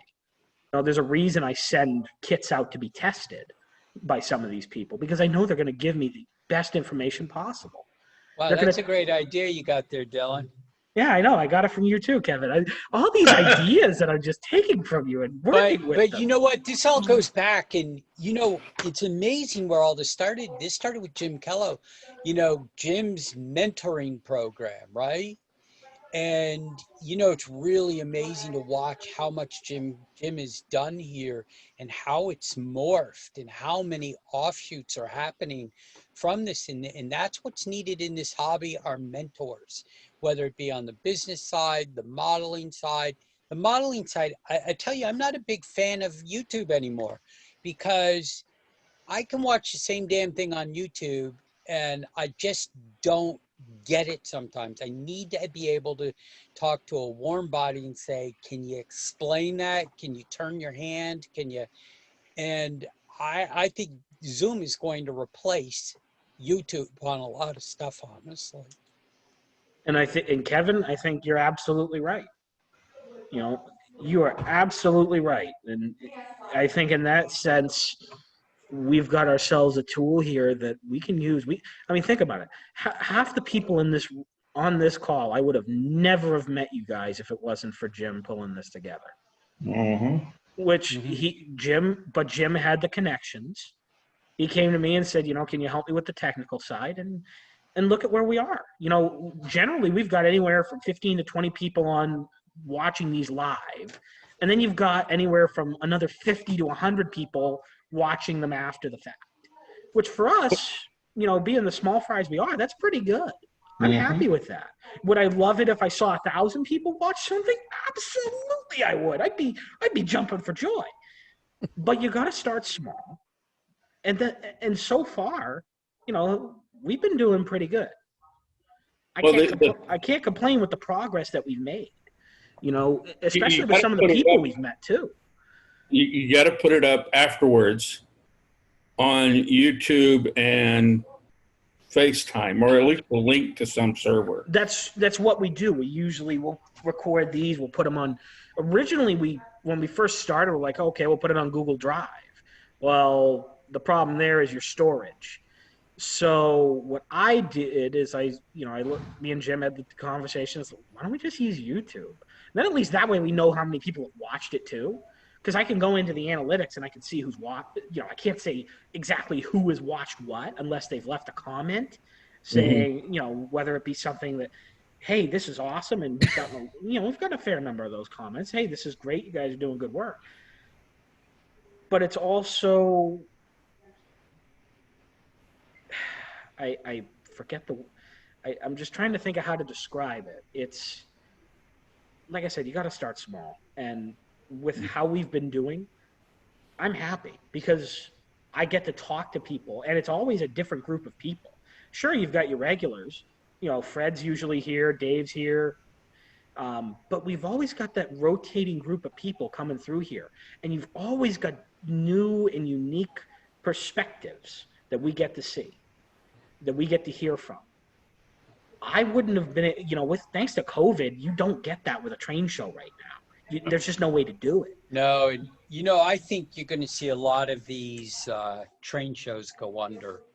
And that's a sad fact of life right now with how the world is. It's a real fact. I think there's one too many shows, and this maybe will be a kind way to do what we all were hoping would happen, is be fewer shows. Winnowing out the excess. Yeah, there's some that I wouldn't mind going out, but you know, and the thing is, how do we, between different organizations, not view us as competitors, but view us as colleagues? So like, it's interesting that the two here that I've heard multiple times, is NMRA and the Narrow Gauge Convention. I don't think they have one thing to do with another, but you know, maybe they should. You know, yeah, we've done a couple with S, because S is so small. We've done a lot of combo conventions, and outside of the stronghold of a lot of the collectors and high rail on the East Coast, the combo conventions have done much better. You got S Fest and things like that, which are all American Flyer and pretty much standalone. But I don't know how Russell feels about that. But like OS West was O-scale only for a long time.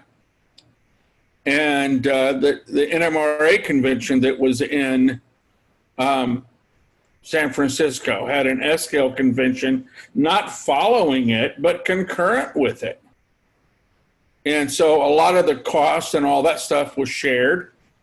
There was only one train show, et cetera, but yet there was still other events that were separate.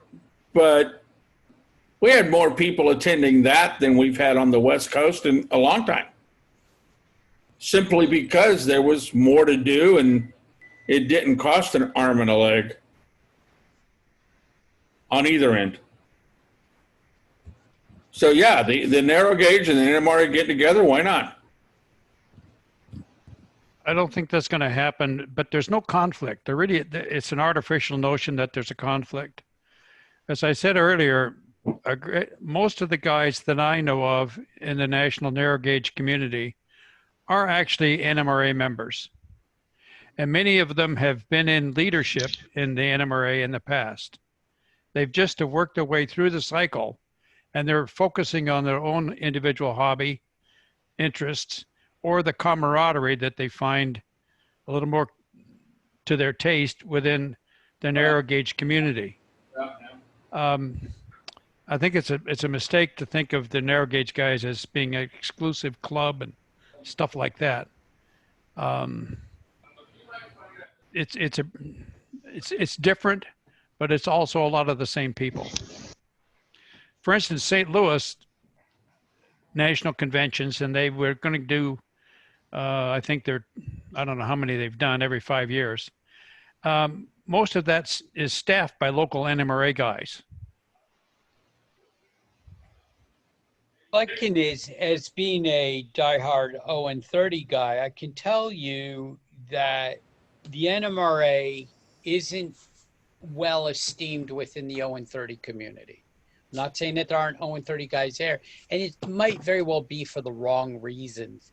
You know, people, I hate the term because it's derogatory. They call them rivet counters. Well, God bless them. I respect rivet counters because I will never get to that level of work. I just can't. But that's the perception of what NMRA is, and it is absolutely not. If you want to go down that path and become a master modeler, God bless you. But, you know, probably the vast majority of your members say, screw that, I'm never going to do it. I just want to be part of a bigger organization that meets and does trains. Because you go to some of these NMRA shows, some of the stuff is not so good, but it doesn't matter. You know, it wouldn't be what you would think is NMRA, but it is. People don't care, and I don't think it's as stringent as people have been made to believe. You know, it's what you want to make of it. The MMR thing is really not an exclusive club of rivet counters. It's a group that is designed to encourage people to do better modeling. So that's the biggest thing people don't realize. The contests are about, you're competing with yourself, not the next medal 2 inches down the table. Well, I've seen guys go to these contest rooms and you see three models by the same guy in the same category. Yeah. So at the narrow gauge convention, it's by popular vote. It's not got anything to do with judging or anything like that. It's just by popular choice. And it seems to be fine. The biggest problem now with conventions and contest models is that you can't transport stuff safely on an airplane. And that's why it depends on the local group. But like at Sacramento, we had quite a number of modelers down there, and they had a pretty good contest room. If you go to some other city, the contest room will be very thin. Well, I think I've got a plan somewhere for it folds up like this and locks the model in, but you have to build one for each model. Oh yeah. And like you got a bunch of boxcars all the same size. But just putting it back in the cardboard box and putting it in the belly of the airplane is a recipe for disaster. Well, structures don't travel well. You Locomotives. gotta build a special box for it. Not box, but crate. Even then, it's hard to move a structure very, very far. At least that's my experience. So, I want to ask, we've got a number of guys who are interested in manufacturing. You see the model, or it's not a model, the car behind me? That's a 22 foot long box car, and it's in 3-foot gauge. A dynamite plant in DuPont, Washington. And there's a little, I couldn't come up with the picture of it right away, but there's a 12-ton Plymouth locomotive that is still operative there. Somebody needs to build a model of that. It's a perfect size for Critter. Aristocraft built an 18-tonner that's got all kinds of extra stuff on it, but the 12-tonner would be perfect. Okay. How many will you buy? I'll buy 2. Well, that's the problem. Think about it. Yeah. Well, but you talked about radiators earlier. Some of that detail work, if those were 3D printed as components, and guys could scratch build the rest of the stuff. If you had all of the little intricate parts fabricated for you already. We'll set it there. Close that door so we don't lose the cool. Okay, so that's a what size? And it's a Plymouth, you said? It's a 12-ton Plymouth. Okay, I'm pulling up Northeast Rails. Just before we get too far into that, guys, it is getting kind of late. Yeah, I got to go too. Hey, if I can, I want to bitch again. Bachman doesn't even have a Plymouth in ON30. There's another hole. Could you imagine, Dylan, how many they would sell? Thousands. Oh, I know. I can believe it.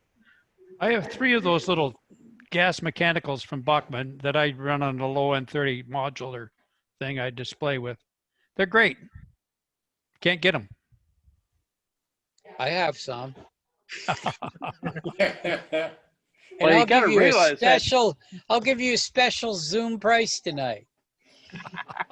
Okay, 12 ton.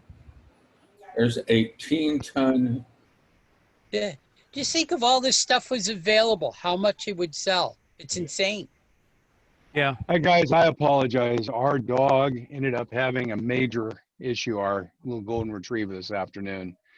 And I had to go with my wife and go to the doctor with her, so I apologize. Wow. Sorry to hear well, that. We're done. Good seeing you. I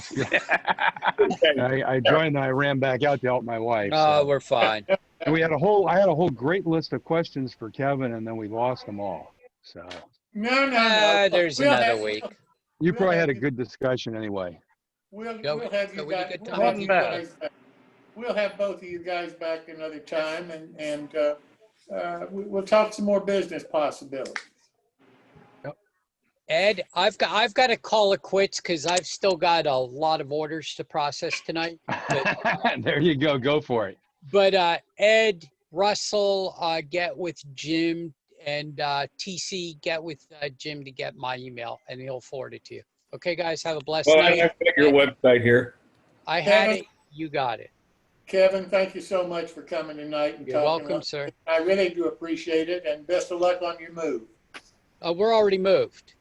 I know, but You got to You get wanna- unpacked listen, now. let me show you narrow gauge modeling. It's insane. Watch this. Wow. Oh, well, we just moved, man. Mm-hmm. And there's another stack in the garage. So 7,000 square foot. House in Florida? No, no, No, Pennsylvania. Harrisburg. So Oh, did this you is buy so the big. house? Did you buy the house specifically with the space? Yes. It's a working, what's really strange, as big as this house is, all the rooms are big, but it's only 3-bedroom, 3-bath. 7,000. So what happened was we stumbled on this house. It needs work. And it was a really old couple that had it. And the very first owner who owned the house was into vintage cars. And the first floor was a 7-car garage, which they later partitioned out. I've got a 3-car garage now. And then the rest was partitioned out. And then there's the right wing. The house is U-shaped. And then I'm taking one of the garage stalls, and that's where I'm going to do spin casting and machining and stuff there. One of our neighbors, when they built the house underneath, they built a garage down underneath, and he raced fuel dragsters. And so the garage was like Those are 60 fun. feet, 60 by 40. It was so huge. And there were some people actually that had a business for a while that had it all set up as cubicles. They had about 15 people working there. But yeah, that's kind of an ideal house for a home business, a distribution business like you're doing. Right, right. Yeah. So, well, I got to run, guys. Good Cool. night. Bless all of you, and see you soon. Kevin, before you run away, I got one question for you and Phil. I've got you down for coming back December the 2nd to continue this discussion about business opportunities. We will do December it. 2nd. My God, I December don't the even know what I'm doing tomorrow. December the 2nd, put it on your calendar. The Sure. problem is, the only challenge is December 2nd, we may actually be back to, in-person stuff by then. We'll still be doing, Doubtful. You we'll wish. still be doing, Phil, we'll still be No, doing. all the tyrants in charge won't have any of that stuff happening. This is going on for a while.